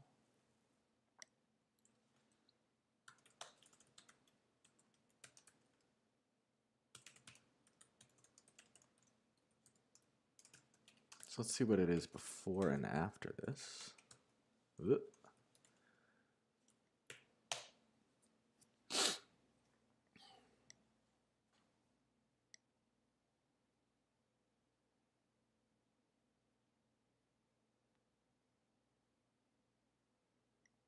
Yeah, this wait is kind of a bummer. I might silence those tests for a little bit while we're getting through this.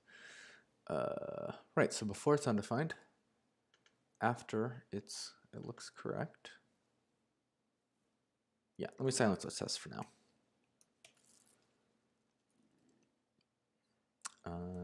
index. So we're just not going to get these for now. But yeah, so before it's undefined and after it's, you know, what we expect.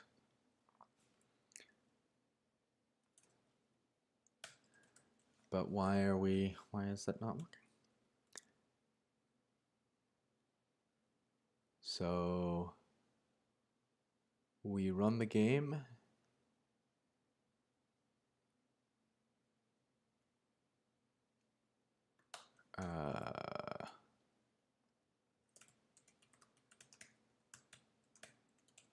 I want to see what UI is there.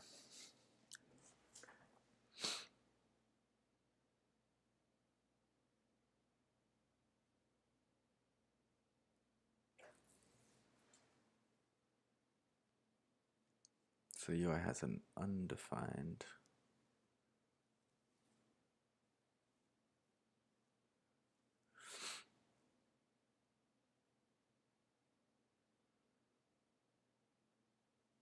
Ah, that's these logs here, which we can take out because we know that that's working as expected. But yeah, so this is the UI object there.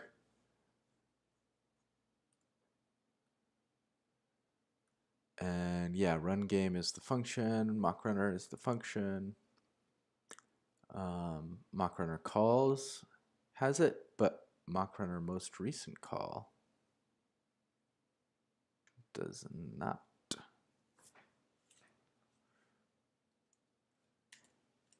Man, I don't understand this dragging text. I don't think I have ever wanted to actually drag my selection.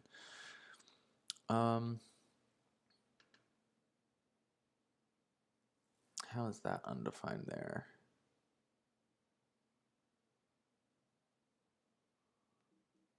But mock runner calls. So now let's change the order of these. That shouldn't matter.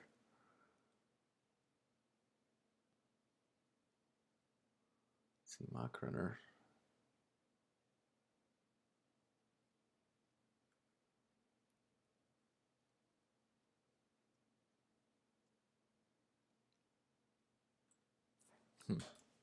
Let's see what that does. I don't have a theory about what's going on yet, but we'll poke at it and see if one comes up. Yeah, mock runner most recent call is still undefined.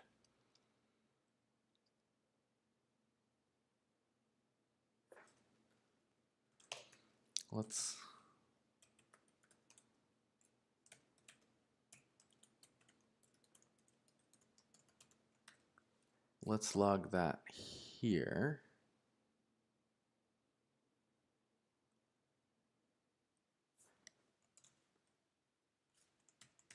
And here.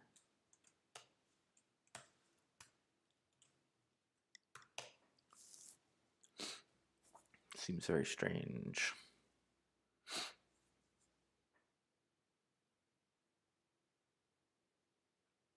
Yeah, it looks right everywhere except here. Maybe there's something about importing.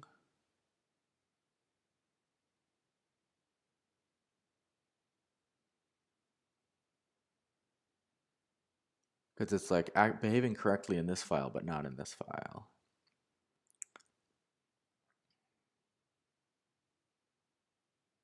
But the arrays are working fine. So maybe I'll just, let's just depend on the calls array. Because that's really strange and annoying. Okay. So we'll just pop off the call data. So UI.mockRunner calls. Pop that off to check it.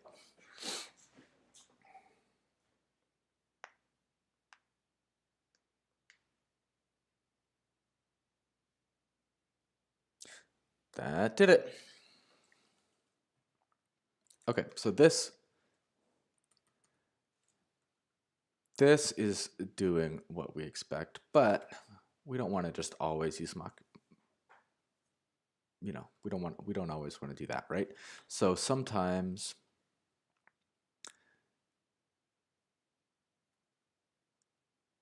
there's that game address, and then let's say, so now we want to try another game address, and maybe another type, or at least a runner of type mock, but just with different data, right? So let's see. What's the easiest way to do this? Just call this like game address 1 and game address 2. Actually, let's just say game addresses. Let's go 1 and 2. So game address 1 is that, and game address 2 is going to be this other thing.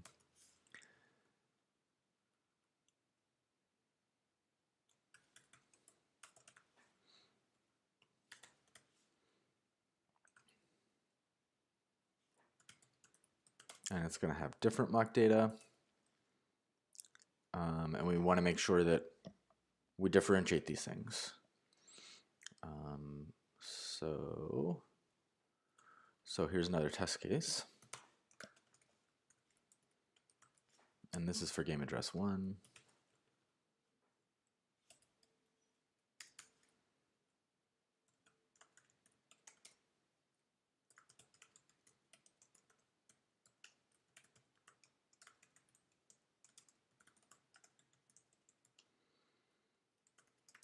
So the data on this one should be different mock data.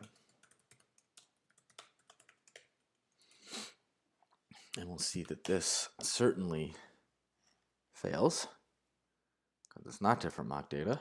It's just hard-coded to the first mock data. That's a problem. And this is why you want to watch your tests fail. It's because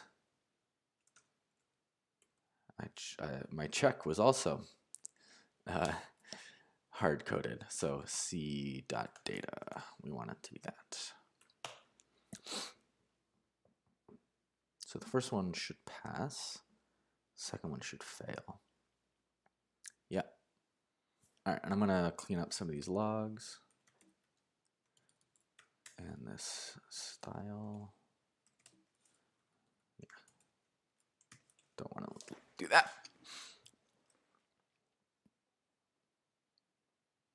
Okay, so now we have to actually grab the game that was contributed and use whatever mock data is in that game, rather than just saying mock data here.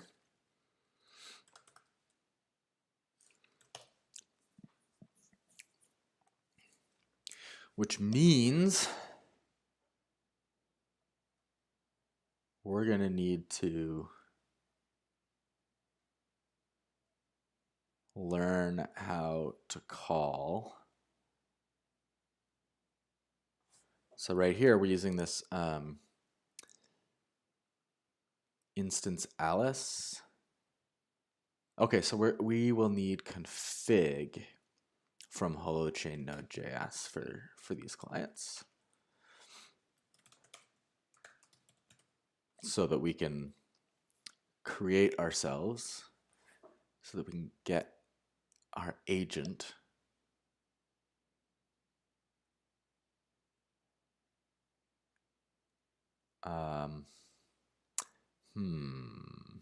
though.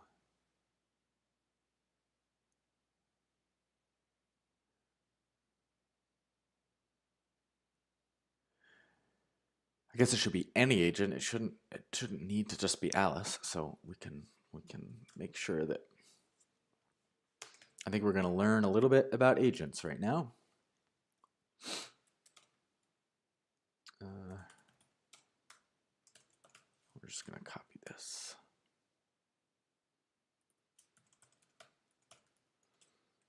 All right. So inside run game, we need to get an agent. So someone is writing this UI, and that person has an agent. And we're going to have to figure that out, but maybe later.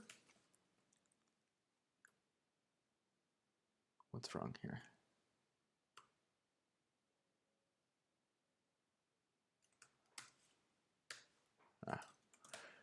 Nothing is wrong there.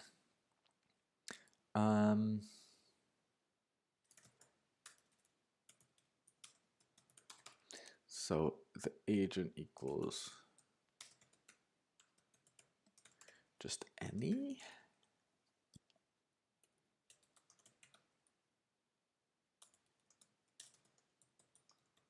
Change me agent? I don't know. I haven't gotten into writing UIs enough yet, so I think we'll get there. But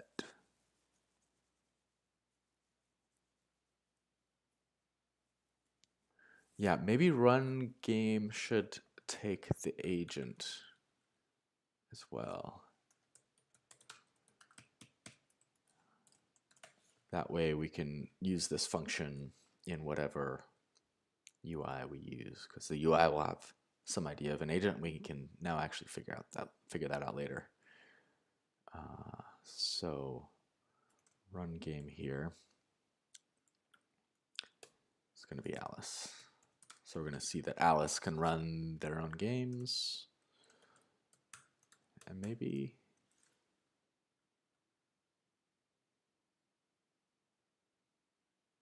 yeah.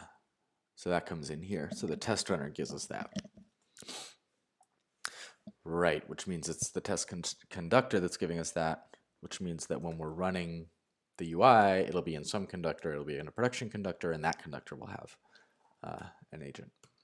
So we'll get that.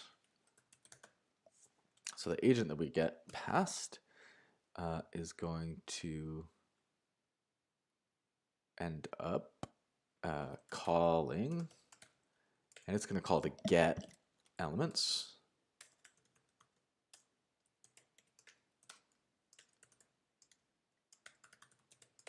It's going to get an element at that game address.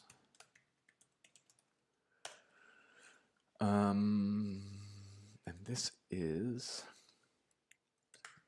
so the game is that.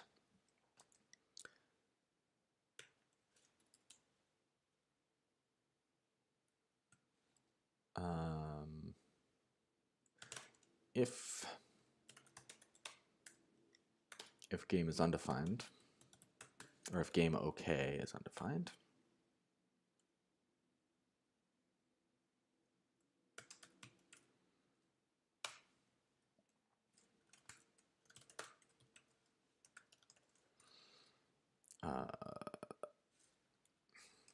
JavaScript wants this.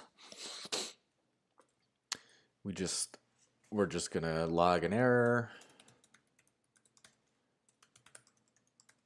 and return. Otherwise, we'll try to run the game.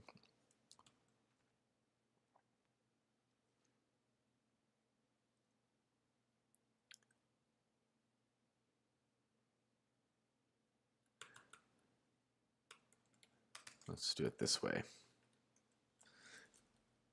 If game error is not undefined, we're just going to throw. Is that how JavaScript does it? Let's see. Throw a new JavaScript error.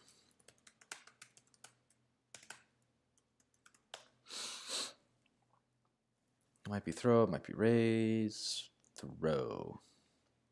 It is throw. And how do we do it? Just throw and then a string. That's it. Okay. And if we haven't done that, we'll go and we got to get the data still. And that'll just be game.data. Game.ok.data. think.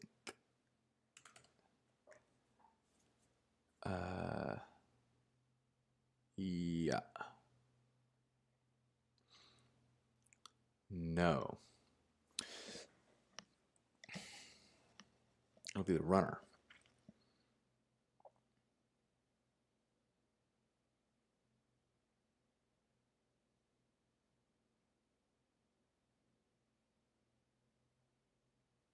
So what are we doing? We want to be able to run game with an agent, a game address, and a format address. So the game address has a runner.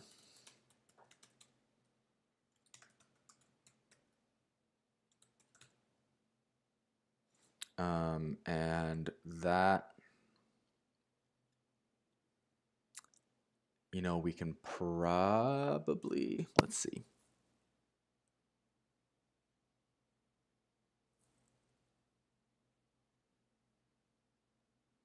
We're going to need to pull out the type.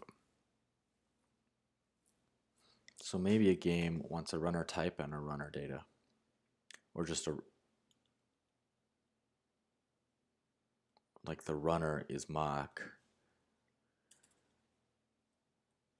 and then the data, you know, just do it like this. I think that might make more sense. Okay, so now now that we're in here kind of building it, we see what structure is more convenient. So this lets the runner choose its own data format, and we don't have to like parse JSON or like say that the JSON always has to be. I guess we can do that.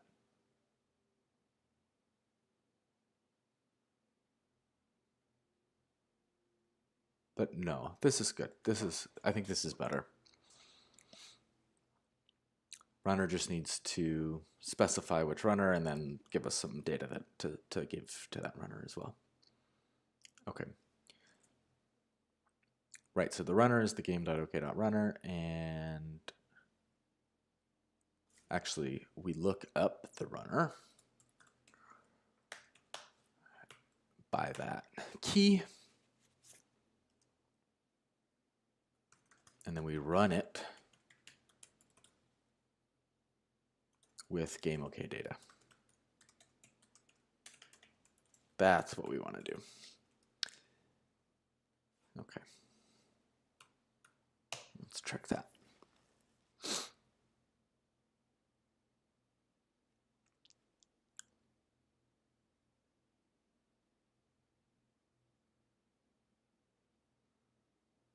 Cannot read property runner of undefined. Okay.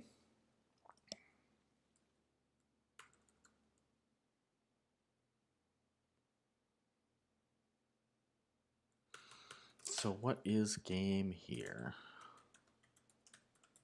So what I think is happening is, let's see, we're calling runner on something. So that looks like we're calling game OK runner. And I guess I could check the line number in UIJS 18.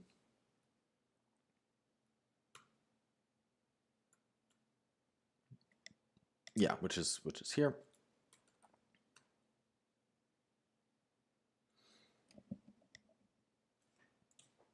So yeah, let's see. Let's see what game is at that point. Because we're calling elements, get elements with that game address.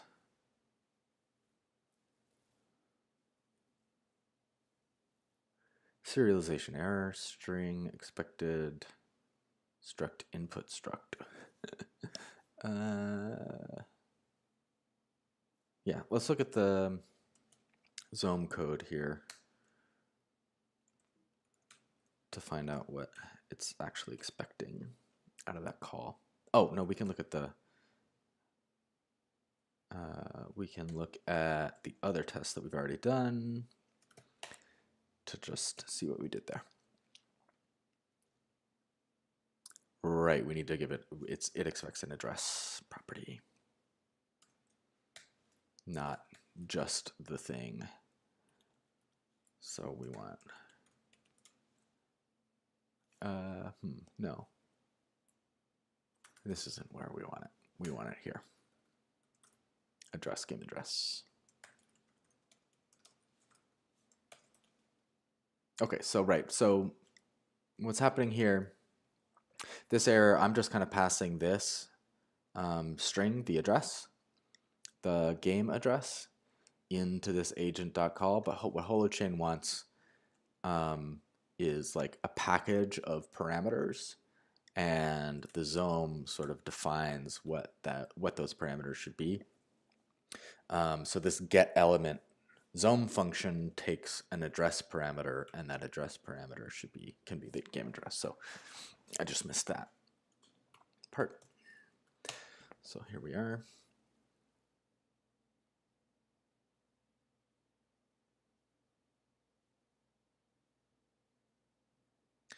Okay. Runner is not a function. Okay. But this looks right. The runner is a mock. The data is mock data. So that's good there. And that's good there. So we should add a test case for when there is an error, like incorrect address. But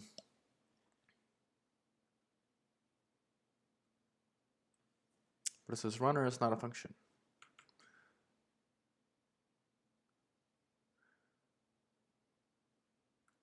Mock runner is a function.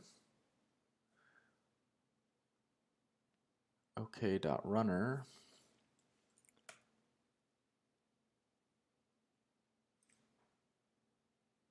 is mock. So I should be looking it up. Let's just see. Let's just confirm all those assumptions. Game.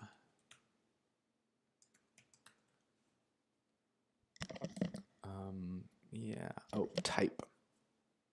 Runner type. That's it. And then that'll be game. Is that right? No.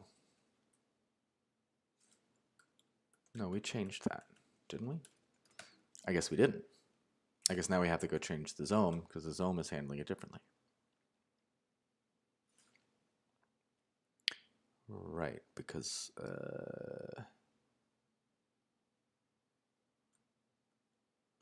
or we're just doing it here. We need to, yeah, we need to update this. The runner is mock, and the data is mock data, like that. Okay, now I'm expecting there to be a Zome error because this won't match the types we made in the Zome, so we can go fix that next. But I just want to confirm.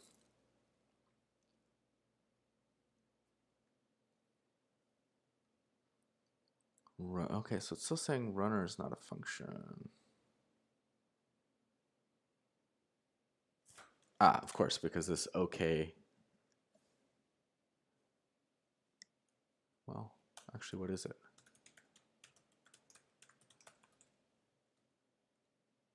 Kinda didn't expect. So I expected this to have an error because I didn't expect this to be a valid game. Also, we can do that.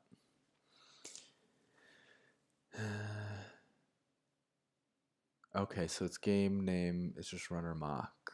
It's ignoring the data piece. Okay, so that is the problem. It's not an error, it just can accept extra data. So let's go into Zome's elements code source elements, because now a game is not just a game runner and a string. or a game and a runner, a name and a runner. It's a name, a runner, and data.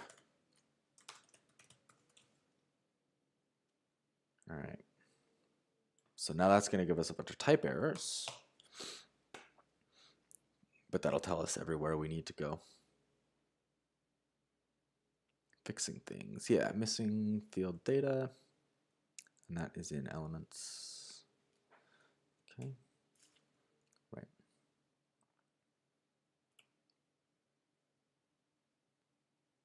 So now game runner. And data can be, we don't have to validate that because data, we don't need data, runners don't need data. This is kind of optional, so it could be the empty string. We don't really care. We don't need to validate it. So we'll just do that.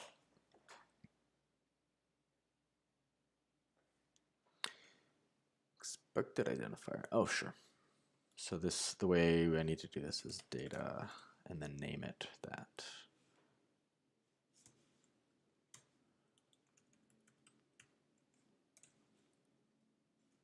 Okay, let's try that.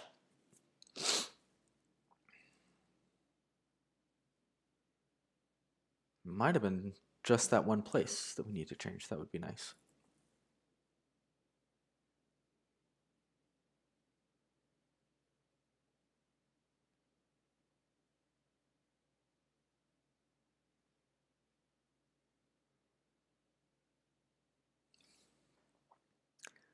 Okay, so we're back at runner is not a function, but we do have, the game looks correct. It's got a name, it's got a runner, and it's got data. All right.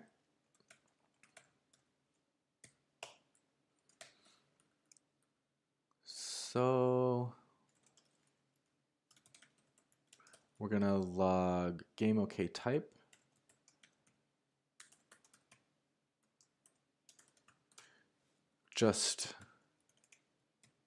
I want to see why this runner isn't a function, because it looks to me like it should be, but I'm going to check my assumptions that depends on.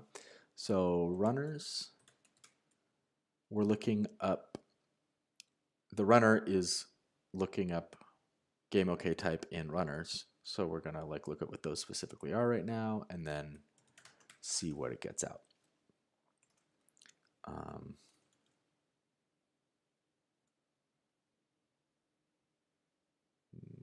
Yeah, that might be a little confusing to look at, but if it is, we can make it clearer.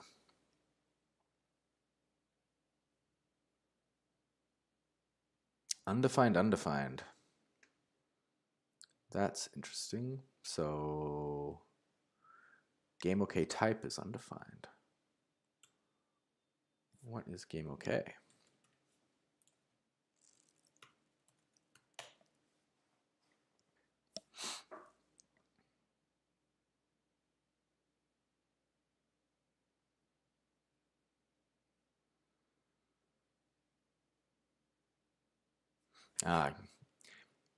Game OK is a game. So the game has a type. So really what this is game get result. This is the result, not the game. The result of calling get element. And if the result can either be an error or an OK.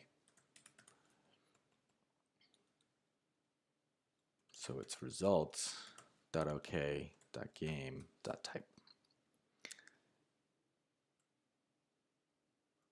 And this is result.ok.game. And then this is .game.data.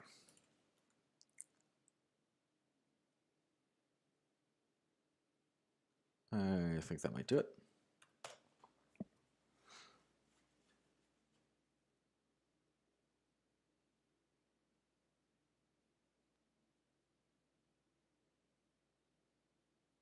Still undefined, undefined.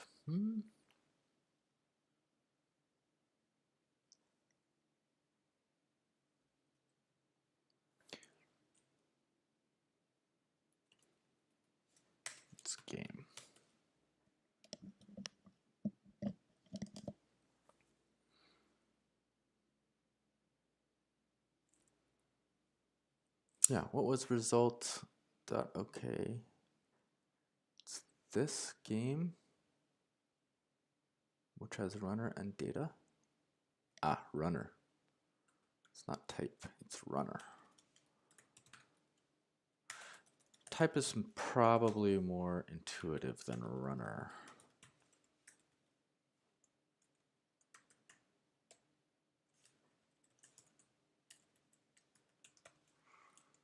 So yeah, let's use type there.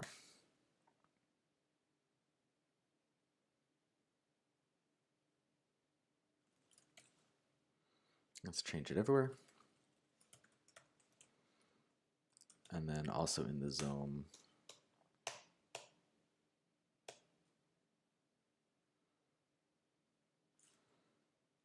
It's not runner, it's type. It's a game type.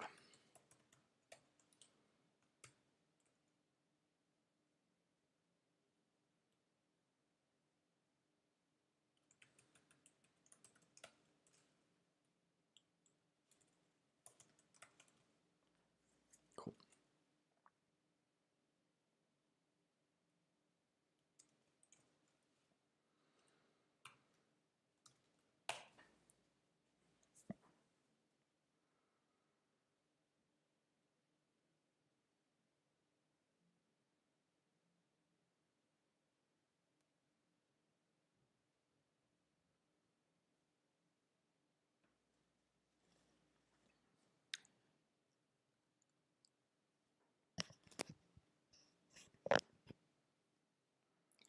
Okay, runner is not a function.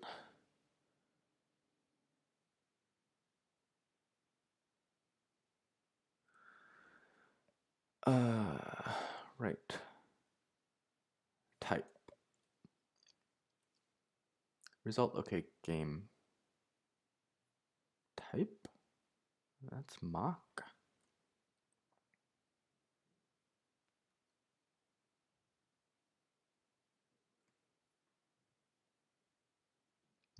Mock runner. Okay. Result, okay, game dot type. What is that?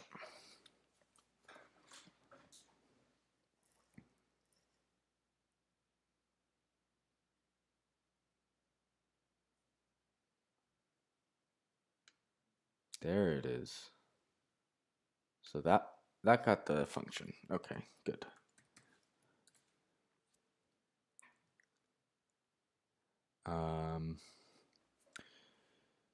And then now we can't read property game of undefined at 19.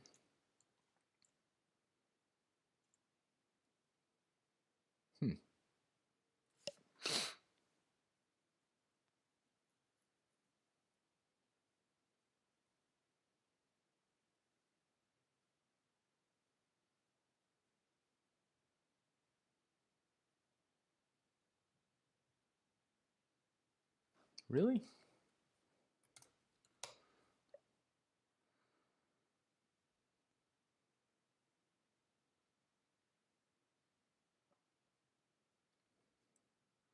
It seems weird.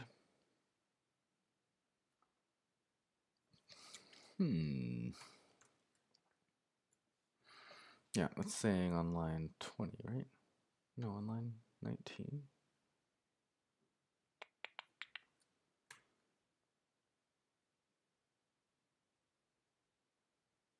What?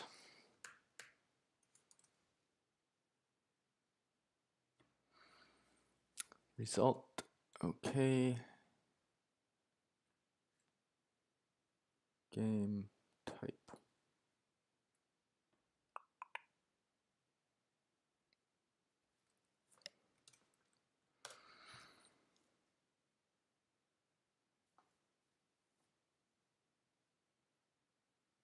I'm not quite sure what this error is trying to tell me.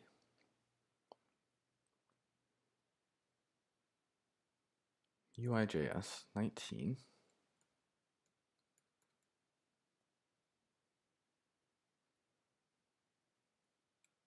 It's saying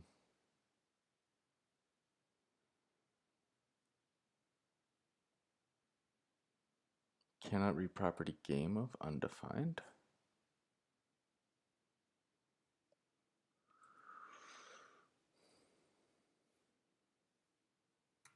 Oh, also this is a problem. That needs to be resolved.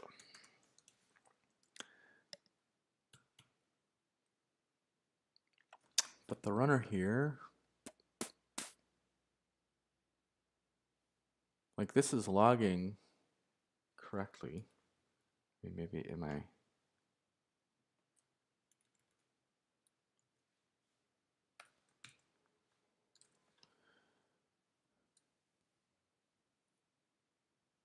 This is line 19. UIN 19.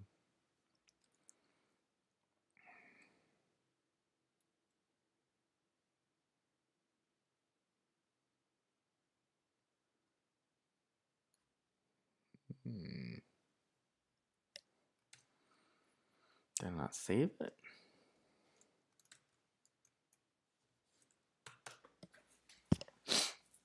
I'm lost. But we'll get it.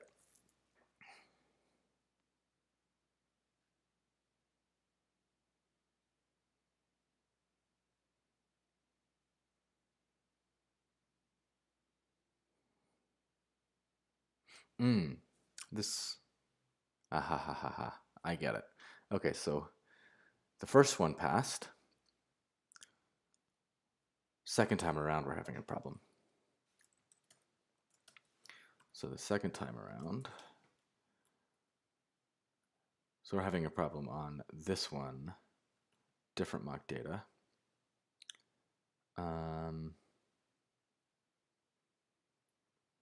Element game name type data. So let's see.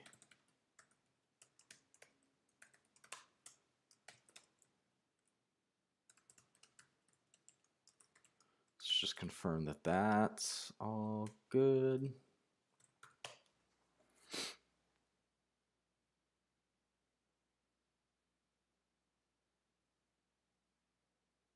Yeah, so that's an address.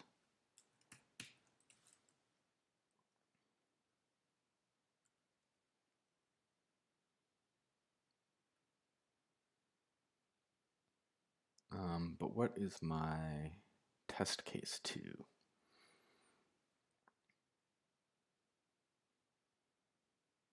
Test case 2 is game address 2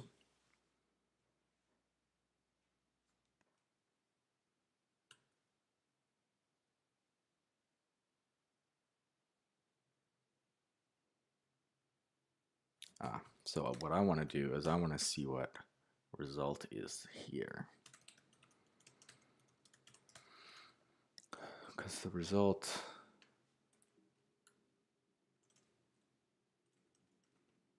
it's getting 3 here the first time, but on the second time this okay is undefined.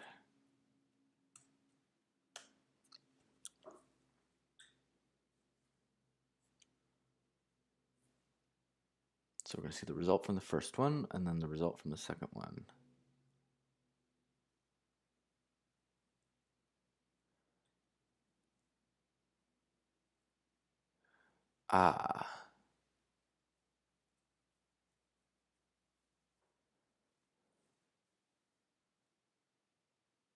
It's not a result dot error. It's just the serialization error. Missing field address. What?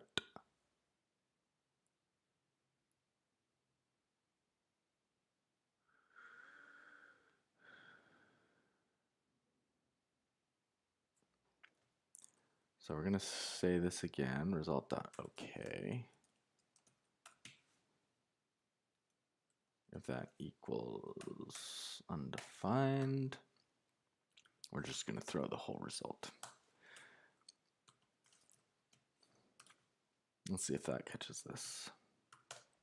And then we'll dig into what that serialization error is.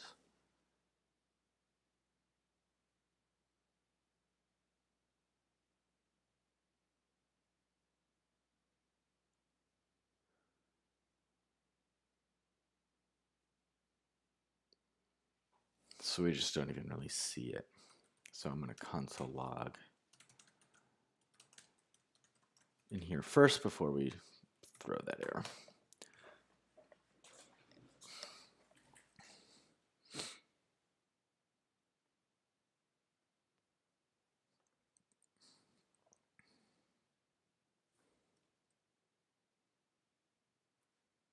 And we can stop. Whoop.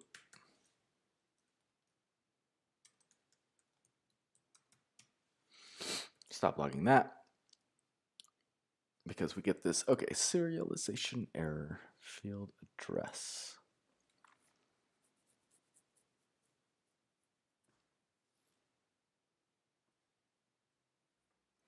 That's what we saw and fixed before, right?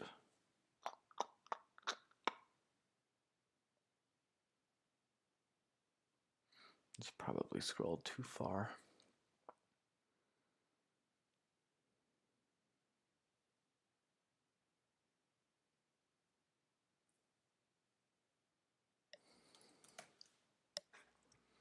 Is that happening here?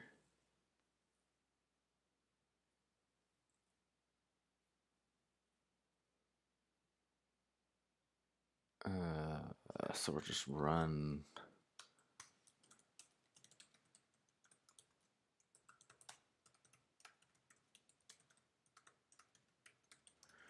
And then, well, here. What I want to do is log just right after the call. I'm going to log all of the inputs to the function and then the result. And then maybe we can see some difference between the one that worked and the one that didn't.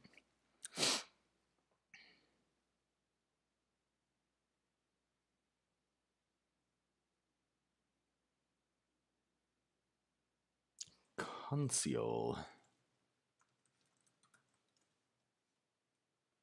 Let's save that, yeah.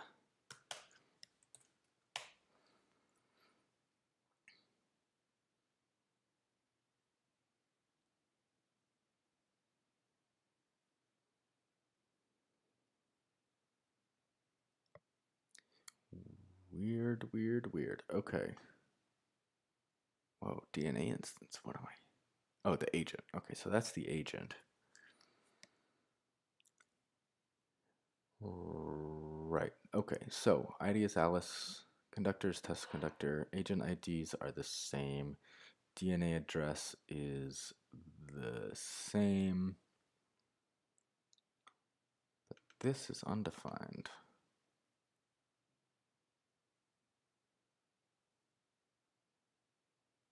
Why is that undefined?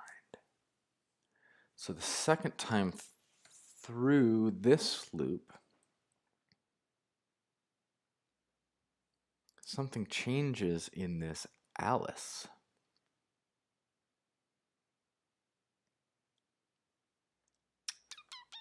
Weird.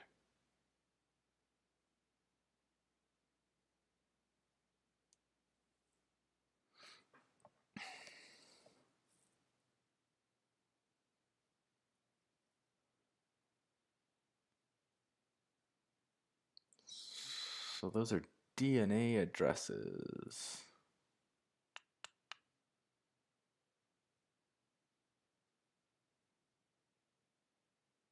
Oh, no, no, no. No, undefined is this. Okay. So this here, Alice is the same in both, but that second game address is undefined, which makes sense. Okay. So that's probably just a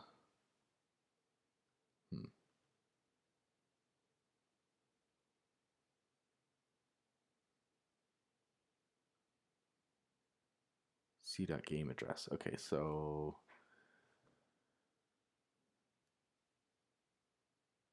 that was a misspelling right there. Game address. That should do it.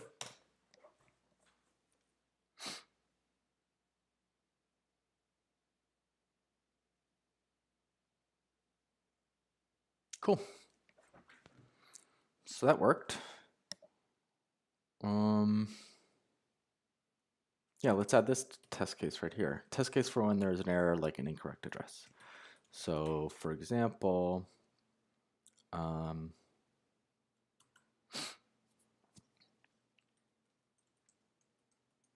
actually this might be more than I want to do today. But we do want to check another thing which I do think we implemented. That we can have a different type of runner. So we can have like a mock runner and a test runner, right?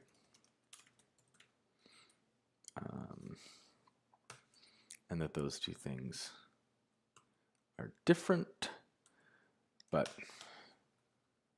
they work the same. We just want to check that the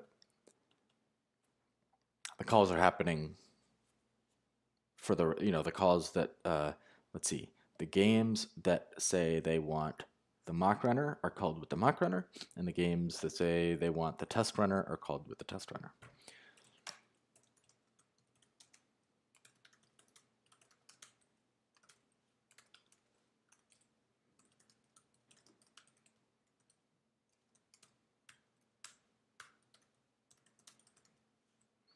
But everything else we're going to check the same way.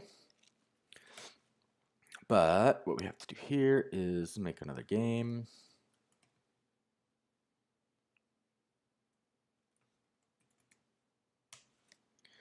And this one is type.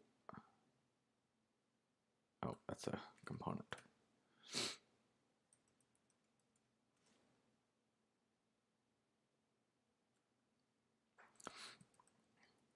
So this one's going to be the test game address.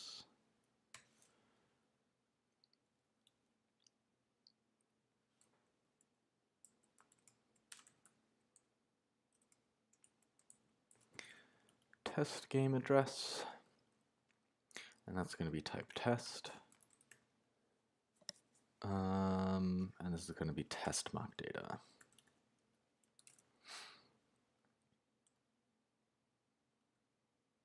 Okay, and then when we put that in here,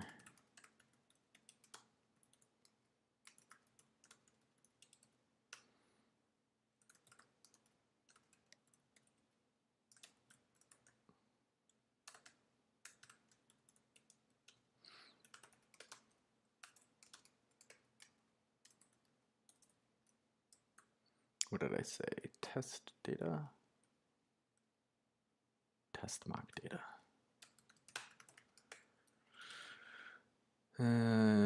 Okay, I think that should just work, but we'll find out what mistakes I made.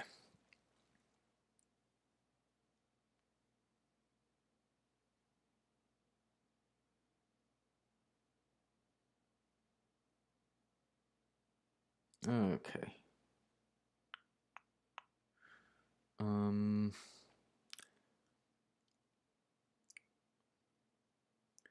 So this test, let's see, what was expected was undefined. So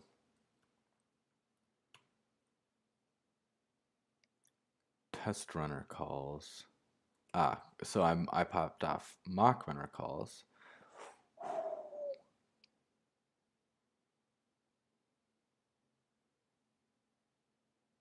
So our system, this isn't actually testing our system because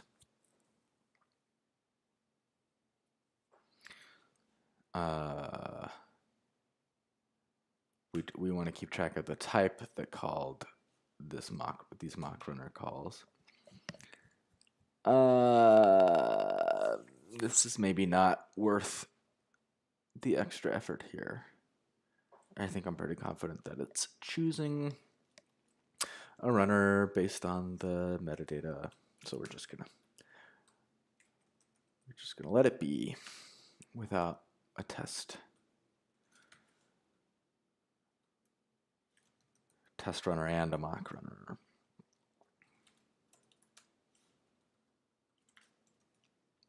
Just going to take that out. Okay. And then make sure that we're back.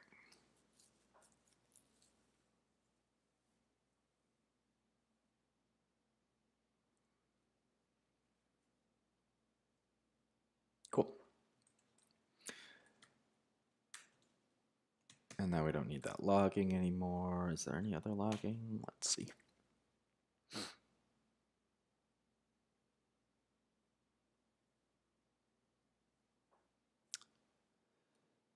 Nope, that looks good. Okay, now let's turn on the other tests. And just one last run to make sure that they all go. And then I think I am going to, man, that timing was pretty good, huh? I think I'm gonna, oh, except that there is a failure. Oh, of course, because I changed the shape of game, so I broke the other test, which is fine. We can go change the other tests.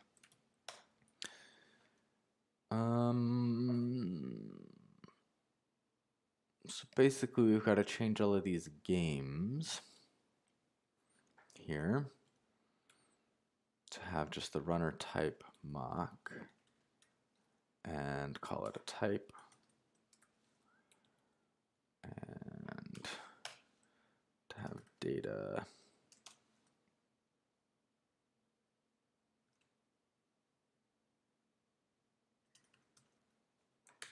this. It doesn't actually matter what it is. And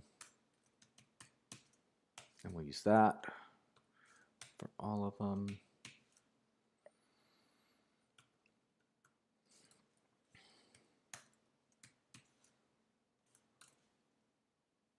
I think that might do it. Let's see what else there is.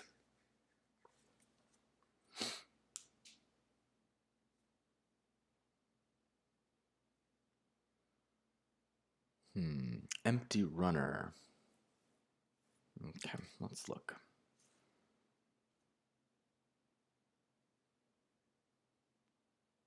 Right, so that would be an empty runner.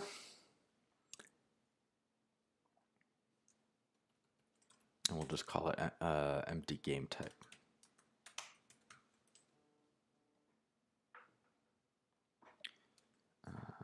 Okay.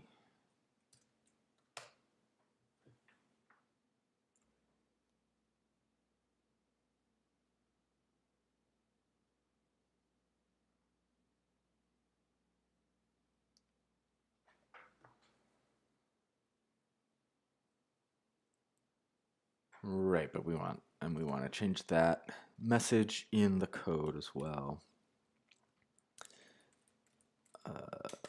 In the Zome. Oh, I went too far.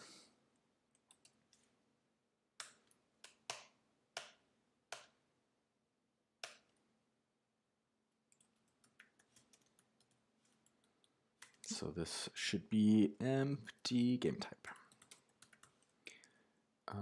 And actually that should be type. And that should be type.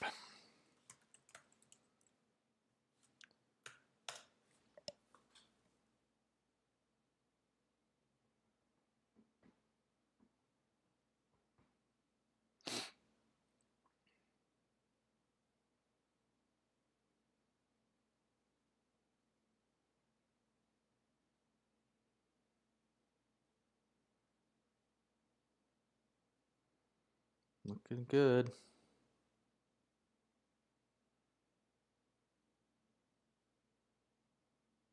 Sweet. Alrighty.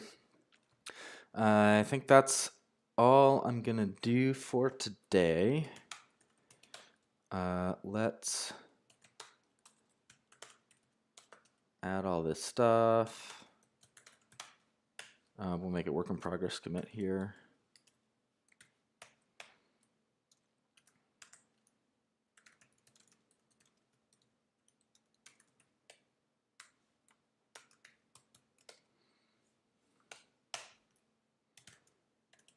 Push all that. Aha.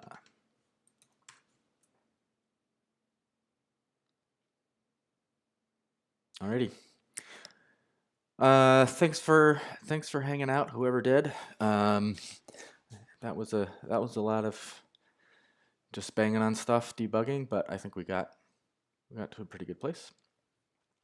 And hopefully next time we'll be able to get a little bit more concrete in the types, in the game types, and